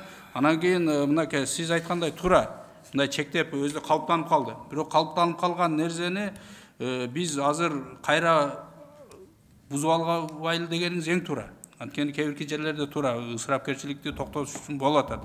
Бирок мен ойлойм, мынакей баарыбыз Кудай буйруп жашасак көрөбүз. Бул мыйзам кабыл алынгандан кийин калыптанып калган жердеги союшту азайткандар кайра жанданат. Мынакей мен ушул сөзүмдү танбайм, кийин ошол мезгил келгенде тастыктап дагы берем. Анткени азыр элдер аргасыздан Кыргызстан боюнча бирдей иштеп атыптыр. Биз мыйзамга баш ийишибиз керек деген ой менен жергиликтүү бийлик өкүлдөрү дагы ошентип элди ынандырып келейтат. Мына биз дагы ошо элдебиз. Барып ынандырып, кой, сен бузба. Эртең чыккандан кийин мына айтылды, каалагандар сойсо болот экен деп эл кайра көтөрүп чыгаттан, кайра ушул маселе өтө көп талкууга алып келет. Себеби ар бирибиз мына биздин сиз айткандай салтыбыз, маданиятыбыз, үрп-адатыбыз бар экен. Биз бая тирүүндө сыйлабай, өлгөндөн кийин бардыгыбыз батыр болуп чыгып атабыз. Ой, мен мынаны союшум керек, жок болсо да менин атам өлдү, мен союшум керек, менин мынча кудам бар, менин тигим бар деп. Тирүүсүндө мону кылып кой деп, тирүүсүндө кабар албаган балдар көрүп атабыз да баарыбыз, турмуш көрсөтүп атат. Кайра чыгып, мынаны кылышым керек дегенге чыгат да. Ошондуктан туура эгер бир мем болсо, анда бир сунуш сиз айткандай ошо жергиликтүү кеңештер, жергиликтүү эл, значит, мына мыйзамдын маңызы ким кайсынга акылы жетсе, мындай кадыры жетсе, баркында күчү жетсе, ошону сойзун дегендей болот экен да, түбү келипчи. Туура Улкыбек? Туура. Эми биз баарыбыз жалпы эл деле көрүп турат, өзүбүз да түшүнүп атабыз. Негизинен миңден киши чакырып той кылгандагы чоңдор, адам өлгөндө 5-6 жыл сойгондагы чоңдор. Бул мыйзам өзү чоңдорду чектөөнүн аракети уштап элди бузбаш үчүн. Ошол колунда барларга, чоңдорго теңелем деп карапайым эл кыйналып атат. Ушул жагынан биз бир чечимге келишибиз керек, урматтуу келгендер. Эң туура айттыңыз да, мына чоңдор деп. Ошол жергиликтүү кайсыл айыл өкмөттө чоң көбүрөөк болсо, бул мыйзам иштебейт. Мынакей себеби баары келет дагы эртең мен ойлойт. Мына даже айыл өкмөттө эмес, кайсы айылда чоң көбүрөөк болсо ошол айылда союлуп атат. Bir айылда bir мындайракта сойдурбай коюп, кийинкисинде айыл өкмөт өзү сойгон фактылар дагы болду го. Ошол үчүн биз мындай мыйзам болсо баарына бирдей болуш керек. Анан мынтип бүдөмүк кылып мыйзамды чыгарып коюп, кайра элди мемеге алып келбейли.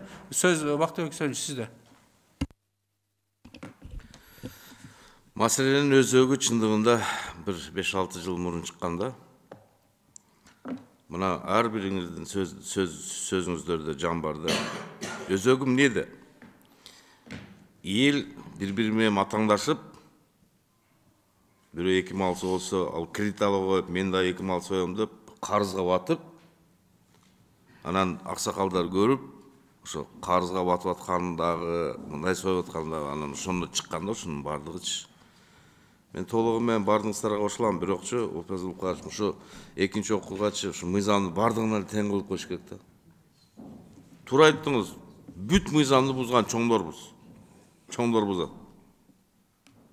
Өзүбүз тыюу салмайынча айыл жергеси да болбойт да. Ошол эле кандай болбосун, бир жерден Куран окутабыз, айылга барып Куран окутабыз, ошондо биз өзүбүз бузабыз да. Ошонун баардыгын мыйзамга жазып, бардыгына бирдей кылып койсок, мен ойлойм баары жакшы болот депчи. Мына көп жерде, мына ушу Кара Суу районунда деле, биздин Ноокен районунда деле көрүп жүрөм да. Эми биздин салтыбызды, үрп адатыбыздычы жоготуп албайлы да. Кудалар келсе, алыстан келет, нарынан келгендери бар, Үскөлдөн келгендери бар. Эми келип алып баягы кичине ушу бийлик берип койгондойчу, келип алдыңа туруп бир да мал сойбойсуң дейт да. Эми кантип ушу кишилер алыстан келсе, кичине мал союп туруп кетирбейсиң, туурабы?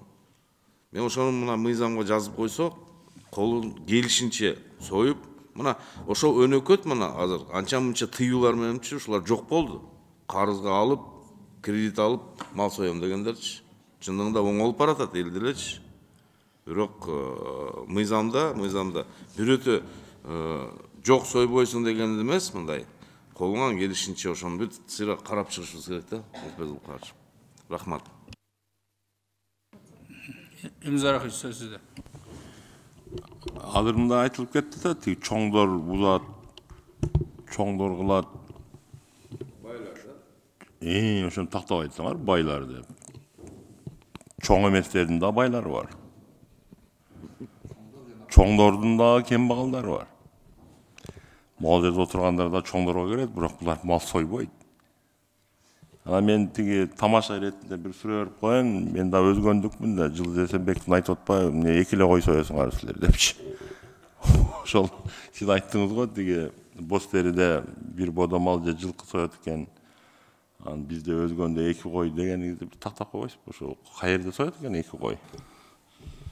Бирок тамаша суроо, жооп бербей койсоңуз да болот. Мен просто жанымдагы кишиге жооп берип коюшум керек. Ошол эле. Жок, официалдуу суроо бердиңиз, официалдуу жооп беришим керек. Рахмат. Ушул биздин азыр Өзгөн районунда Саламалик айыл өкмөтүндө деле союлбай калды.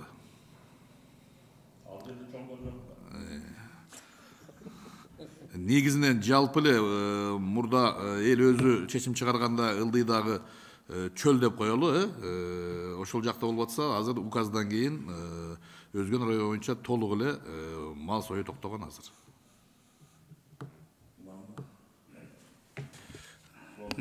Рахмат. Туура эми кээбирки жерлерде, бирок азыр мына кайра суроонун артынан жооп бергенде суроо пайда болуп калып атат да, бербейм дедим эле мына кой боюнча.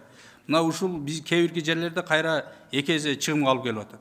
Анткени өткөн күнү келип 2 койду союп атат. Мына кой дейилип калган да, 2 кой сойсо болот деп кой союп атат, дагы 3 күндөн кийин Ихсан деп кайра бир жылкыны коюп, союп кайрадан чакырып атат да. Бул мындай карасак, биз кайра эле же тыюу салсак, баарына салыш керек. А бирок мыйзамда мынакей Куран окутканга тыюу жок делип калды да. Ошондой жактарынан көп, мына азыр мисалы үчүн бирөө бул сунушту айтса, бирөө бул сунушту айтат да. Сунуш өтө көп түшөт. Сиз туура айтып кеттиңиз. Эң көп талкууланган мыйзам долбоору болду дедиңиз. Себеби элдин көйгөйү өтө көп. Эми ошо талкуунун аразынан биз чыгарып туруп, чыныгы иштеп кете турган бир мыйзамды чыгарсак деген ой. Ошон үчүн мынакей бүгүнкү жыйындын да эң көп талкуусу ушул болду. Убактыбыздын жарымынан көбү. Сизге негизинен Улукбек Зулкарович рахмат, ушундай оор мындай мыйзамды өзүңүз инициатива көтөрүп, ошончо мына 3 жылдан бери, 2 жылдан бери 3 жылга кетти. Мындай элдин сын пикирине биринен жакшы, биринен жаман сөздөрдү угуп, ошодон сынбастан акырына чыгарам деп келе атасыз. Бүгүнкү биздин кесиптештер айткан сунуштардан эске алуу менен ушул мыйзам жыйынтыгын чыгарсак, рахмат. Экинчи окуу бул уже комитет мыйзамдын ээси силерсиңер. Сунушуңарды бергиле, өзгөрткүлө, алып чыккыла. Мен биринчи окууну бүтүрүп болгон аракетим менен мыйзамды ушул жерге алып келип бердим колуңарга, Айбек Тураталиевич. Бүт кыргыз эли угуп атат, ушул мыйзамдын ээси бүгүнкү күндө уже Маткеримов Айбек Тураталиевич деп коелу. Дәл шапчыга турган. Комитеттин чоңдорунун бири. 4 чоң барсыңар, комитеттин мүчөлөрү бар, алып чыккыла. Эми силер жооп бергиле жалпы элге. Рахмат, алып чыгабыз. Сунуштарды мынакей айтылган сунуштарды менен киргизебиз. Балким сиздин кээ бирки сунуштарыңыз анда четке чийип кетсе, сиз дагы тарынбаңыз. Мындай кылдым эле, мен алып келген мыйзам өзгөрүлүп кетти деген болбосо, анда чогуу шалып барабыз. Анда комитеттин корутуусун окуп коеюн, урматтуу депутаттар. Кыргыз Республикасында үй бүлөлүк салтанаттарды жана маркумду эскерүү үрп адаттарын тартипке келтирүү боюнча чаралар жөнүндө жана Кыргыз Республикасынын бузуулар жөнүндө кодексине өзгөртүүлөр киргизүү тууралуу Кыргыз Республикасынын мыйзамынын долбоору боюнча парламенттик угуулардын сунуштамалары жактырылсын. Экинчи, Кыргыз Республикасында үй бүлөлүк салтанаттарды жана маркумду эскерүү үрп адаттарын тартипке келтирүү боюнча чаралар жөнүндө Кыргыз Республикасынын мыйзамынын долбоору боюнча парламенттик угуулардын сунуш пикирлери Кыргыз Республикасынын Жогорку Кеңешинин сайтына жарыялансын. Аталган мыйзам долбоору боюнча сунушту добушка.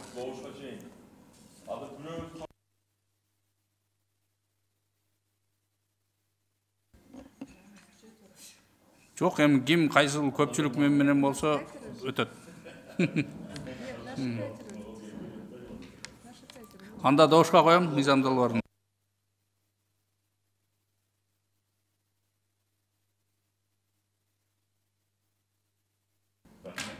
Рахмат. Улпар, сизге рахмат. Рахмат комитеттин мүчөлөрүнө. Жо, дагы бир маселе. Бирок сайтка дагы ушул бүгүнкү талкуунда эске алып жайгаштырсак, себеби мыйзам долбоору парламент угуудан кийинки атайын түзүлгөн комиссиянын сунушу менен өзгөртүлгөн. Биринчи варианты мындай эмес мыйзам долбоору. Азыр сайтка жайгаштыруудан мурун бир селе карап турган жайгаштыралы. Ушул чечим бар экен. Рахмат. Мурдада чектөөгө эле өтөбүт. Мурдакы жакшы эле бирок. Рахмат, анда акыркы бул ар кандай маселеге урматтуу депутаттар, кошумча процедуралык маселе. Урматтуу депутаттар, Кыргыз Республикасынын Жогорку Кеңешинин регламенти жөнүндө Кыргыз Республикасынын мыйзамынын 53-беренесинин 10 бөлүгүнө ылайык мыйзам долбоору боюнча ар бир окуунун ортосундагы убакыттын аралыгы 10 жумуш күндөн кем болбошу жана 30 жумуш күндөн ашык болушу мүмкүн эмес деп белгиленген. Ушуга байланыштуу министрлер кабинети тарабынан демилгеленген Кыргыз Республикасынын айрым мыйзам актыларына тышкы миграция жөнүндө, тышкы эмгек миграциясы жөнүндө, чет өлкөлүк граждандардын Кыргыз Республикасында укуктук абалы жөнүндө, Кыргыз Республикасынын мыйзамдарына өзгөртүүлөрдү киргизүү тууралуу Кыргыз Республикасынын мыйзамынын долбоорун регламентке ылайык кароо мөөнөтүн комитет узартууга тийиш. Бул мыйзам долбоору 2022 жылдын 14 декабрында Жогорку Кеңеш тарабынан биринчи окууда кабыл алынган. Узартып жатканыбыздын себеби депутаттар Гулия Кожокуловадан жана Дастан Бекешевден мыйзам долбооруна сунуштар келип түшкөн жана аталган сунуштар министрлер кабинетинин тиешелүү позициясын билүү жана министрлер кабинетинин расмий корутунду алуу үчүн жөнөтүлгөн. Ушуга байланыштуу Кыргыз Республикасынын Жогорку Кеңешинин регламенти жөнүндө Кыргыз Республикасынын мыйзамынын 53-беренесинин 11 бөлүгүнө ылайык жогоруда аталган мыйзам долбоорун кароо мөөнөтүн 1 айга узартуу боюнча чечим кабыл алышыбыз зарыл. Аталган чечимди добушка коем. Ким макул? Калыс каршы жок. Рахмат. Урматтуу депутаттар, ушуну менен бүгүнкү биздин комитеттин жыйыны аяктады. Рахмат баарыңыздарга.